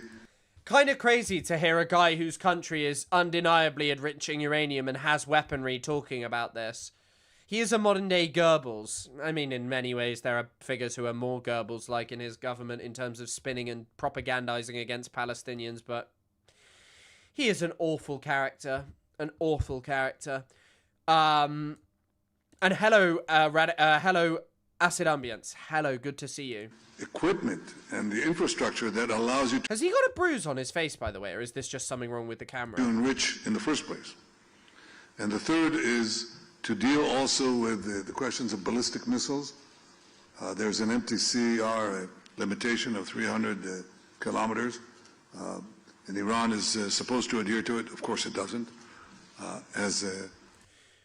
Motherfucker, you have F-35s that you fly around and blow up anyone and everyone that you want. You bomb everyone. But yeah, apparently Iran shouldn't have any missiles. We can't give Iran a missile. No. The Rising Lion operation by itself manifested. Everybody knows that. And the fourth is dismantle the axis of terror that Iran has built. It's been smashed, but it's still there. It's trying to recover, as Iran itself is trying to do. And the last thing is, remember Ronald Reagan's dictum vis-a-vis the Soviet Union? Trust but verify, distrust, and always verify. So there has to be real inspections, substantive inspections, no lead time inspections, but effective inspections for all of the... Really amazing that we have to listen to this guy as if his opinion has any value. That this guy literally has the ear of Donald Trump to tell him about how all of these things matter, when none of this is anything...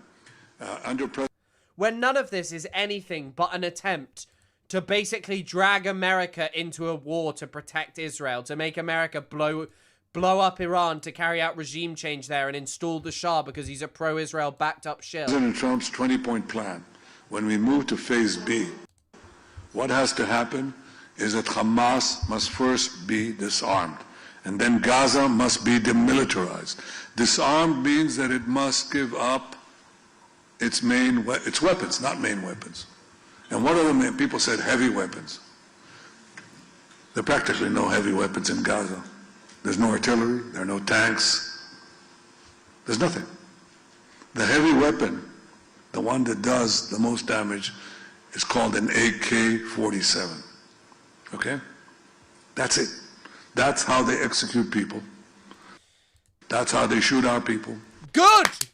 Israeli soldiers are in their land doing genocide, and yet apparently you have F-35s, and apparently I am meant to believe that all Palestinians shouldn't have weapons. By the way, anyone who tells you this point, just say, what happened when Palestinians disarmed in the West Bank? Eh? What happened there? That's what they used, assault rifles. That's what they used in the massacre of October 7th. That's what they used. That's what they did the worst massacre of the Jewish people since the Holocaust with AK-47s. 60,000 of them, they have to go outside. Obviously, RPGs, rockets, and so on. But that's the main weapon, and that has to go.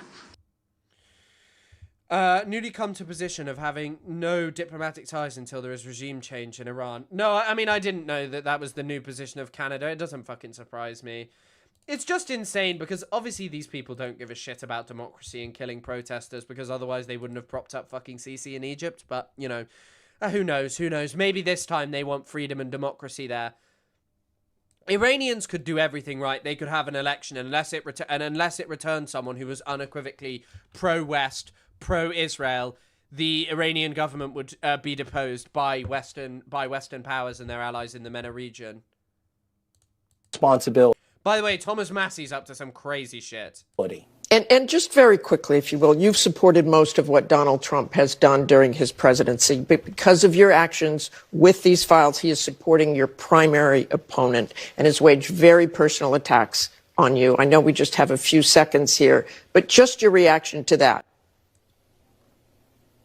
Look, this is about the Epstein class, the people who are funding the attacks against me. They may or may not be implicated in these files, but they were certainly rubbing shoulders with the people who are in these files. They're billionaires who are friends with these people, and that's what I'm up against in Washington, D.C. Donald Trump told us that even though, you know, he had dinner with these kinds of people in New York City and West Palm Beach, that he would be transparent, but he's not. He's still in with the Epstein class. This is the Epstein administration, and they're attacking me for trying to get these files released. By the way, I don't think this... I know it is kind of like comical to hear a politician say this.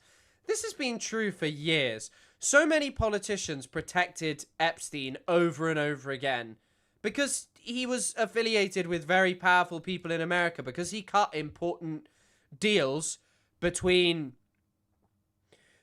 Israel and foreign governments, and he helped to facilitate them. I'm sorry, he did, and this is categorically true. And look at Trump. And again, I'm going to say President Trump has not been accused of anything criminal here. Thank you very much.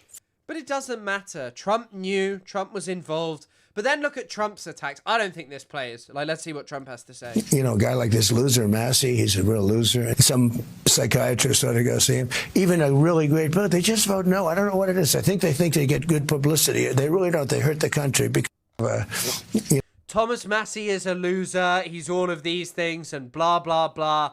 Like, you know what? Thomas Massey, as I said earlier, maybe not the greatest guy, but at least he is acting to do something against Israel. Like, at least he is. Like, I'm sorry, that is a good and a positive thing. Sorry, against Epstein. Did I say Israel? He's working against Trump. He's undermining them. And that's a good and positive thing. Aaron Rupar's been tweeting about this a bit.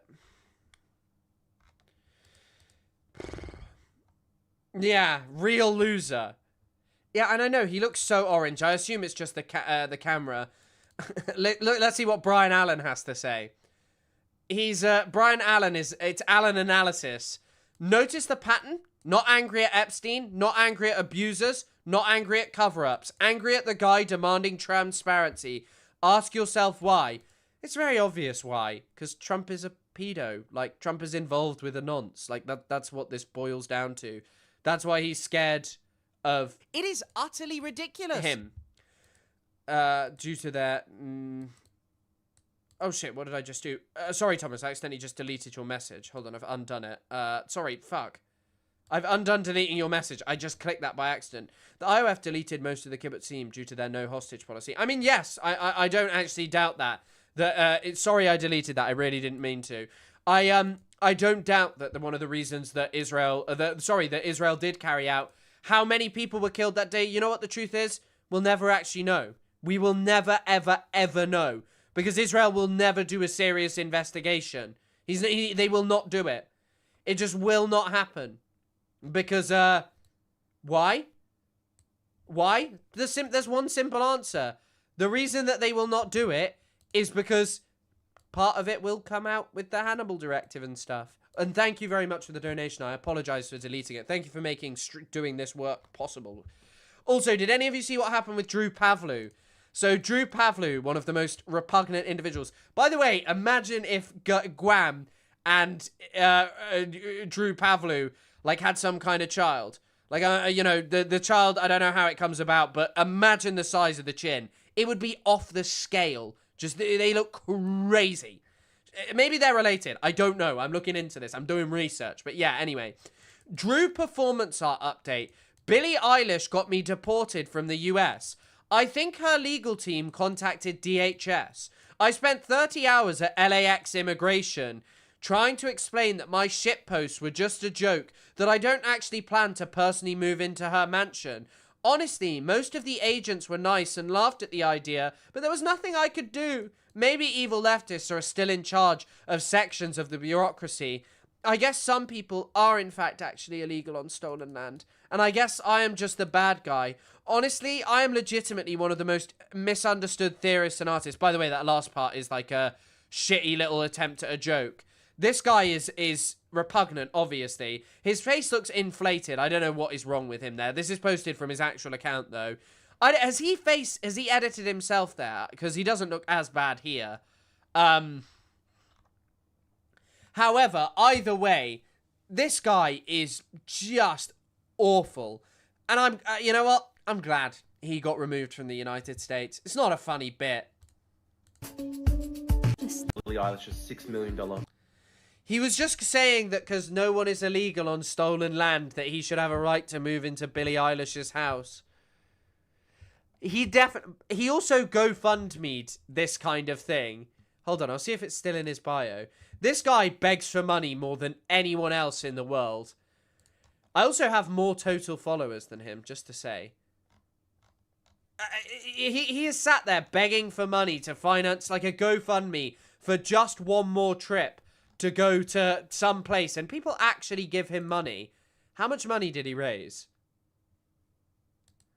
Apparently it's been deleted, but he claimed I started a new... Oh no, GoFundMe, just keep deleting them. This guy raised... People were willing to give him thousands of pounds to go to the US.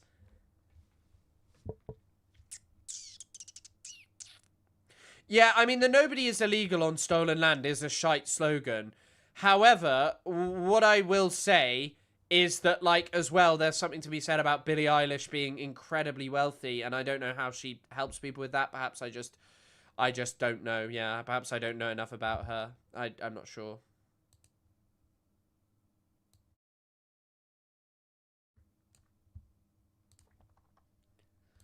Wow. It is utterly ridiculous. Have any of you seen this? Deported. Zed wants to double poach on stolen land. Shocking. Zion... yeah. I'm not surprised that one of Israel's staunchest defenders wants to do this. By the way, this is a guy who debates with Lonerbox constantly. Anyway, seeing as it's Sunday and I've done a 3-hour stream and we've been live 5 times this week and you got no politics here coming out, I'm going to end the stream here because I got a couple of calls to do this evening. Got to call Isaac multiple times, see him topless. Thank you all for being here. Thank you for everyone who donated. Thank you for everyone who became members and supported. That really helped, and I'm sorry I've got to go. It's just I know I'm going to be busy for the next couple of hours. But yeah, thank you so much, and I'll see you guys soon. Thank you. See you tomorrow, in fact. I'll see you tomorrow, Monday, Tuesday, Wednesday, Thursday, Friday.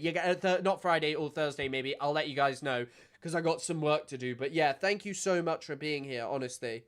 All your comments as well. Like, supporting the stream by just watching and commenting is always greatly appreciated. I'll see you guys soon, alright? Alright? Alright? Oh, yeah, if you want to join the Discord, messages that... Oh, not really Rachel, too. Hold on. Does Chris laugh like a mad clown on purpose? No, it's just when I'm finding something very funny. I'll see you guys tomorrow if you're around. If not, see you later. Thank you for the donation.